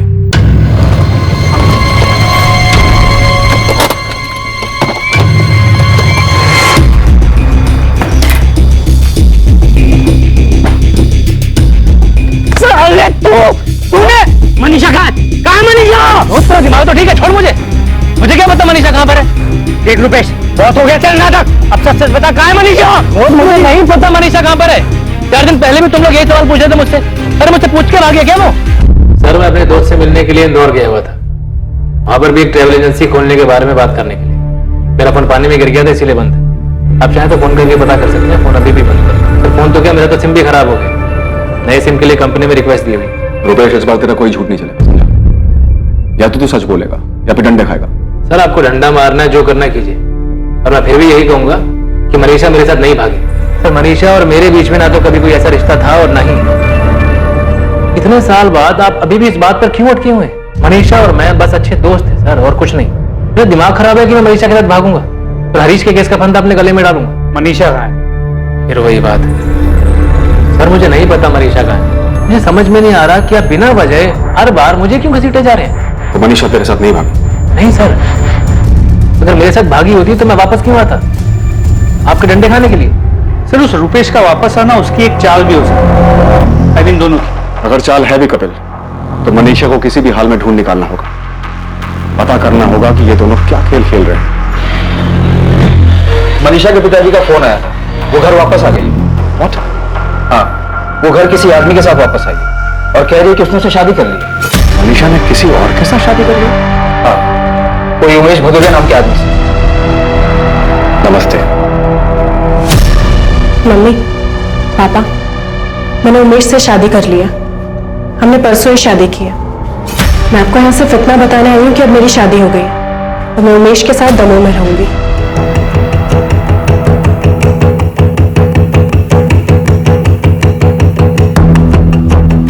मैं 2 साल पहले उमेश से ही जबलपुर में मिली थी। हम दोनों के बीच बातचीत थी। मुझे उमेश अच्छे लगने लगे और फिर मैंने उनसे शादी करने का फैसला कर लिया। फैसला कर लिया? तू इतनी बड़ी हो गई कि फैसला करने लगी? हमें पूछने बताने की जरूरत नहीं समझी।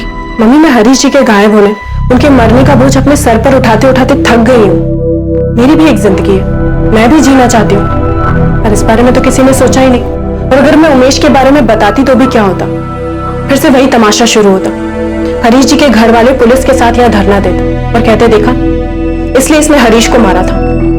और मैं कब तक ऐसे पति ऐसे शादी के सहारे जीती जो 4 साल पहले ही चला गया, और उसके गायब होने की वजह से मुझे न जाने क्या क्या सहना पड़ा। हजारों सवालों के जवाब देने पड़े।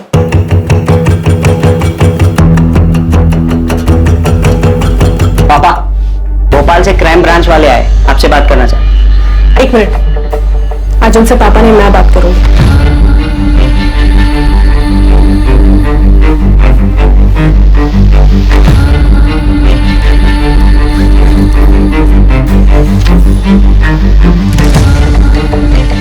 ये मेरी और उमेश की शादी का सर्टिफिकेट। हमने परसों मंदिर में शादी की और दमोह में शादी को रजिस्टर करवाया। अब प्लीज इसे ध्यान से देख लीजिए, क्योंकि आज के बाद मैं आपको कोई सफाई नहीं देना चाहती। हो गई तसल्ली? अब आप प्लीज मेरी जिंदगी में दखल देना बंद कर दीजिए। अगर अभी भी आपको ये लगता है कि मैंने हरीश जी के साथ कुछ किया तो जाइए, पहले उन्हें ढूंढ कर लाइए, उसके बाद इल्जाम लगाइए। आप लोगों को मेरे और उमेश के पीछे जितने लोग लगाने लगाइए, जो पता करवाना है पता करवाइए, हमें उससे कोई दिक्कत नहीं है। तुम उमेश से कब और कहाँ मिली? तो जब आपके किसी भी सवाल का जवाब देने की कोई जरूरत नहीं है। मेरी जिंदगी का हर रिश्ता, हर फैसला, हर इंसान आपकी कार्रवाई के दायरे में नहीं आता। आपका काम हरीश जी का पता लगाना है, आप जाइए और उनका पता लगाइए। मैं उमेश के साथ दमोह जा रही हूँ। मैं अपनी फैमिली को यहाँ सिर्फ इतना बताने आई थी कि मैंने अपनी मर्जी से शादी की, ताकि उन्होंने पुलिस में जो भी कंप्लेन दी है वो वापस ले ले, क्योंकि अब उसका कोई मतलब नहीं बनता। चलो उमेश।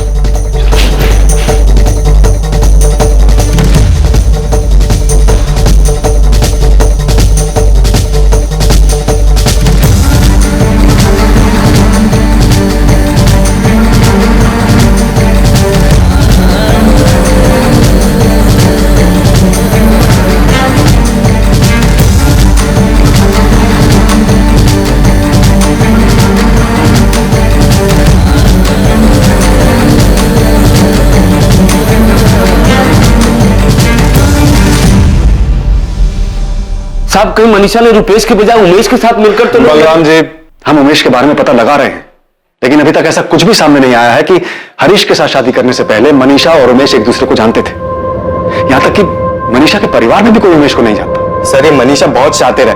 पहले आपको रुपेश के साथ इतना सब कुछ मिला और अभी अचानक से उमेश आ गया।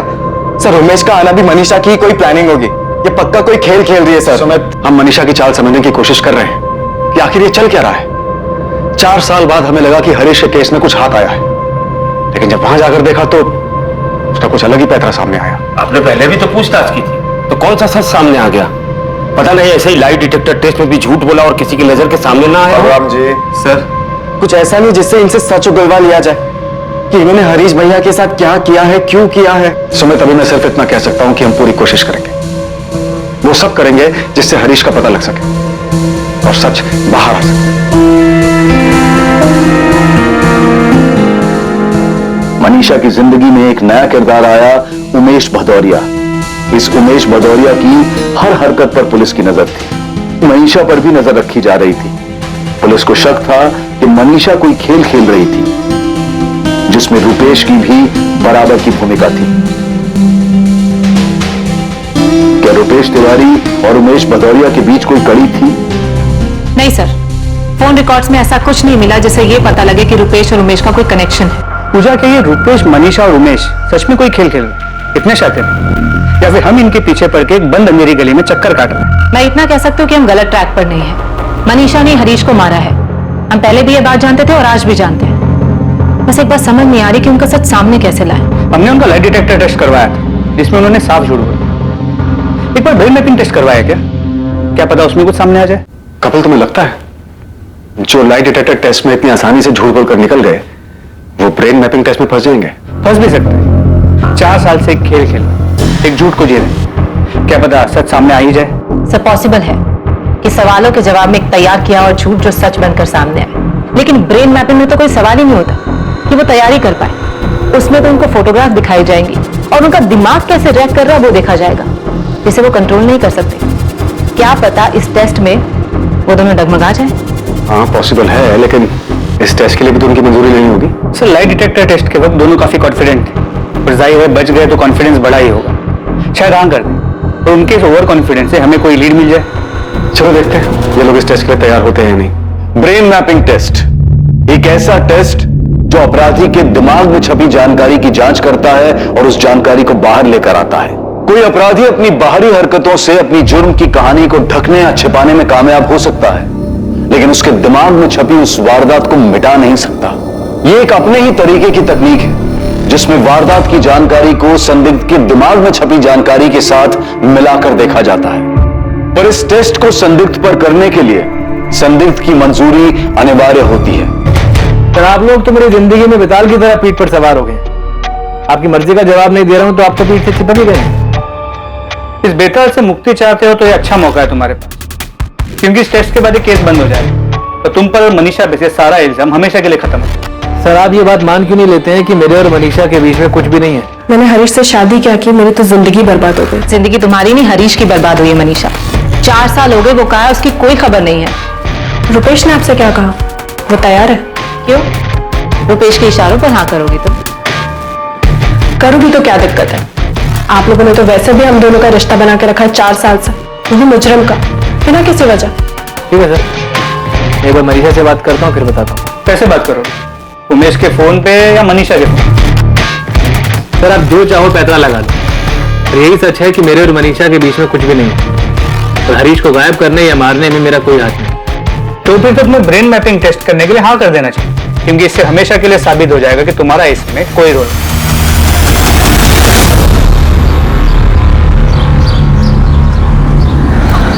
कैसी है? मम्मी पापा भी नाराज है तुमसे?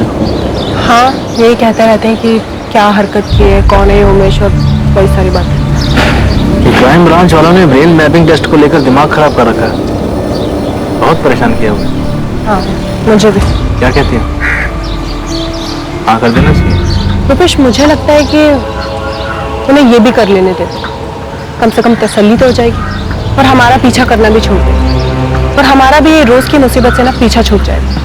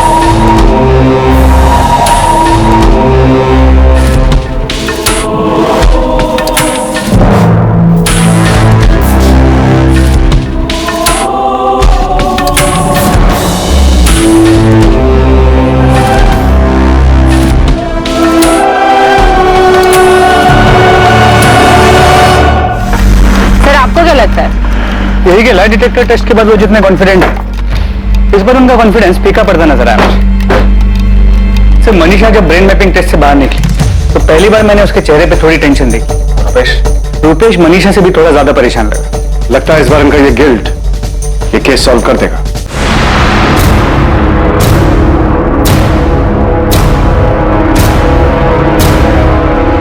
मनीषा, उन लोगों को कैसे पता चला?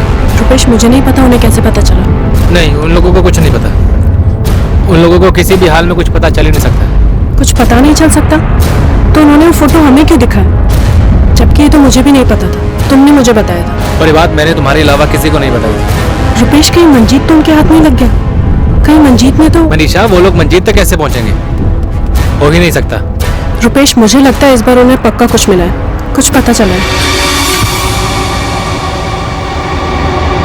रुपेश, कुछ भी हो, पर अब मैं वापस नहीं जाना चाहती। इतना सब होने के बाद अब फिर 4 साल बाद ये... मनीषा, ऐसे घबराने की जरूरत नहीं है।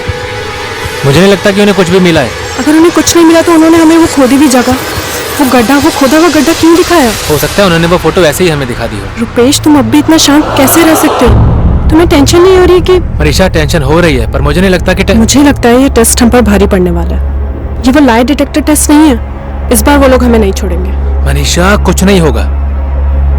वो बस हमें फंसाने की कोशिश कर रहे हैं। अब तुम ऐसे घबराओगी तो उन्हें जरूर हम पर शक हो जाएगा। तुम शांत रहो बस, बाकी मैं संभाल लूंगा।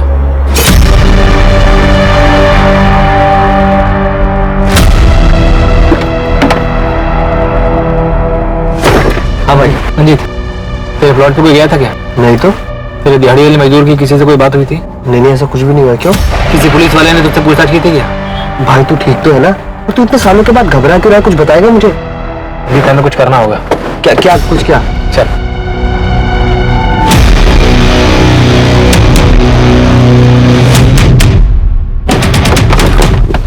अरे रुपेश, करना क्या है बताएगा? मिसे ऐसे यहाँ नहीं छोड़ सकते। यहाँ नहीं छोड़ सकते मतलब तेरा दिमाग तो ठीक है?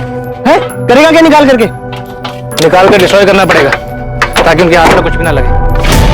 अरे यार, पता नहीं तू क्या करना चाह रहा है। अरे यार, यहाँ कुछ नहीं आया, कोई खुदाई वुदाई कुछ नहीं हुई है। जीत, अपना उठा, खुदाई शुरू कर। जो भी बचा उसे निकाल के खत्म करना है। अरे कंकाल के अलावा कुछ नहीं बचा होगा। जो भी बचा है निकाल के खत्म करना है, उसे शुरू कर।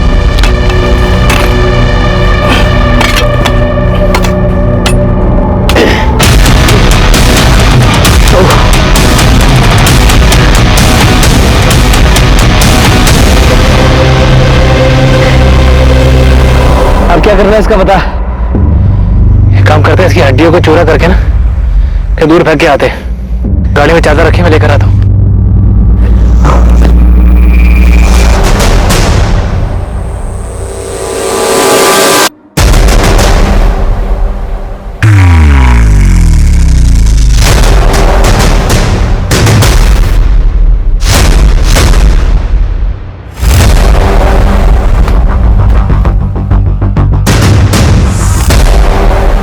और रुपेश, क्या खोद के निकाल?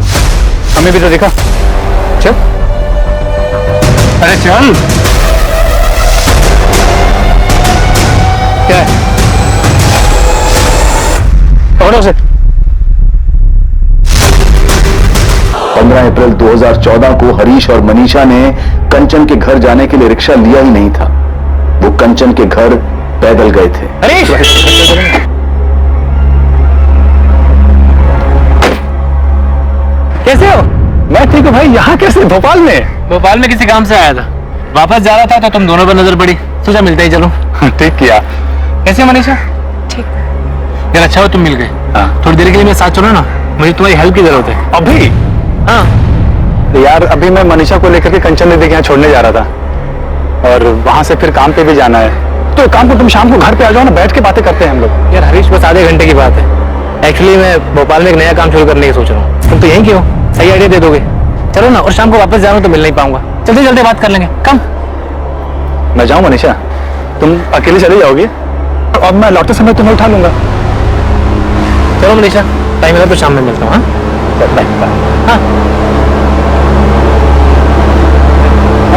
अरे बैठिए ना प्लीज।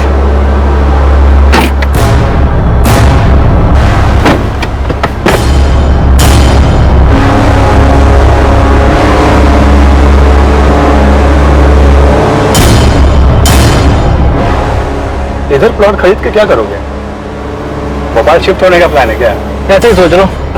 पर एक बार तुम प्लॉट देख लो, उसके बाद बताना कि लेना चाहिए कि नहीं।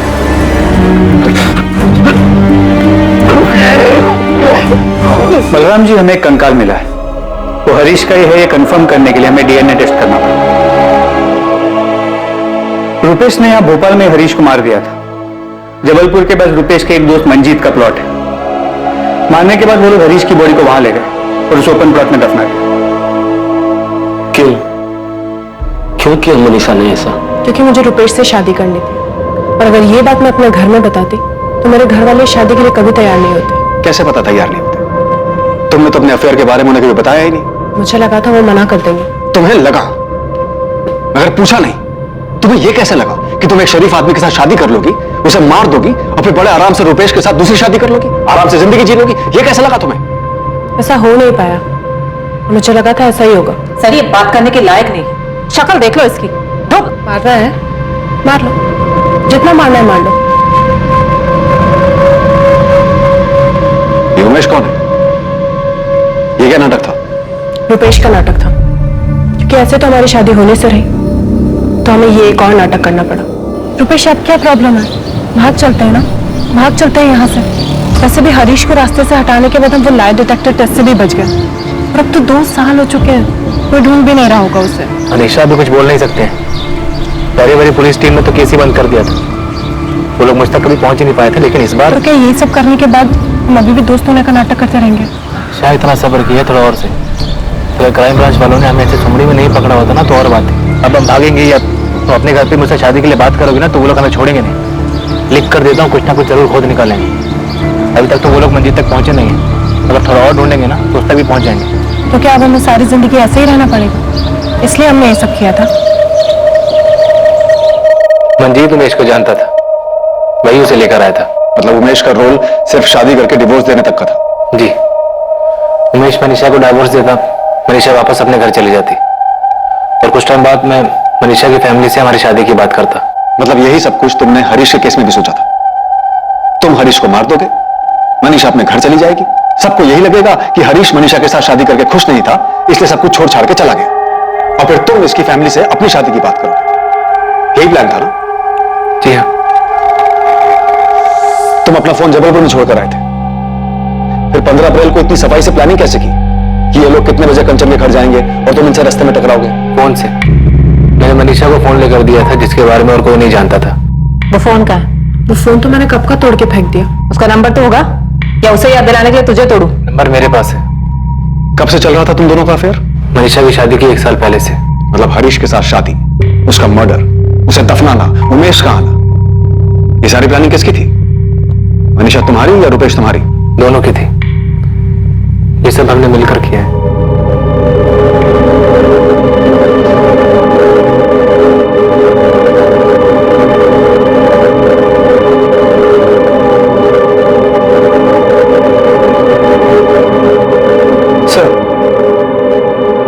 ब्रेन मैपिंग टेस्ट की रिपोर्ट आ गई। क्या आया रिपोर्ट में? फिर से दोनों निर्दोष साबित हुए? नहीं, रिपोर्ट के मुताबिक इस जुर्म में दोनों शामिल हैं। 4 साल बाद हरीश के परिवार और इस केस को क्लोजर मिला, जो बेशक एक दुखद अंत था, जिसका उन्हें अंदेशा पहले ही हो चुका था, पर फिर भी जानना जरूरी था कि आखिर हरीश के साथ क्या और क्यों हुआ था। रुपेश की मां को मनीषा और रुपेश के प्रेम संबंध और उन्होंने साथ में रहने के लिए जो भयानक जुर्म किए थे, उसकी जानकारी ने बेहद सदमा पहुंचाया था।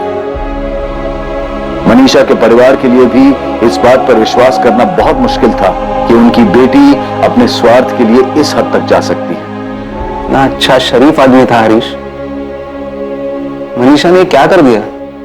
मनीषा चौहान पर कत्ल के लिए आईपीसी की धारा 302 और कत्ल की साजिश के लिए आईपीसी की धारा 120B के तहत मुकदमा दर्ज किया गया। मनीषा के साथ साथ रुपेश तिवारी और मंजीत धैया पर भी इन्हीं धाराओं के तहत मुकदमा दर्ज हुआ। क्राइम नेवर पेज, ये बात एक बार फिर से साबित हुई, और मनीषा और रुपेश की अभेद साजिश के बावजूद, उनके अपने कड़े रुख से टस से मस न होने के बावजूद उन्हें कुछ नहीं मिला, और आखिरकार 4 साल बाद उनका झूठ सामने आ ही गया। सच को छुपाना झूठ का नकाब लगाए रखना, ये सारी चीजें एक दिमागी रूप से कमजोर, गलत इरादे वाले असुरक्षित इंसान का सहारा होती हैं। पर यह नकाब ज्यादा दिन तक नहीं टिकता और इससे कुछ हासिल नहीं होता, और एक ना एक दिन सच्चाई सामने आ ही जाती है। और सबसे महत्वपूर्ण बात, कैसे कोई इंसान अपनी प्रेम कहानी को पूरा करने के लिए अपना घर बसाने की उम्मीद रख सकता है, जबकि उसके इस प्यार, उसके इस घर की नींव किसी मासूम की लाश पर टिकी हुई हो। अब मैं अनूप सोनी आपसे विदा लेता हूं। देखते रहें क्राइम पेट्रोल सतर्क, सोमवार से शुक्रवार रात 10:30 बजे सिर्फ सोनी टीवी पर।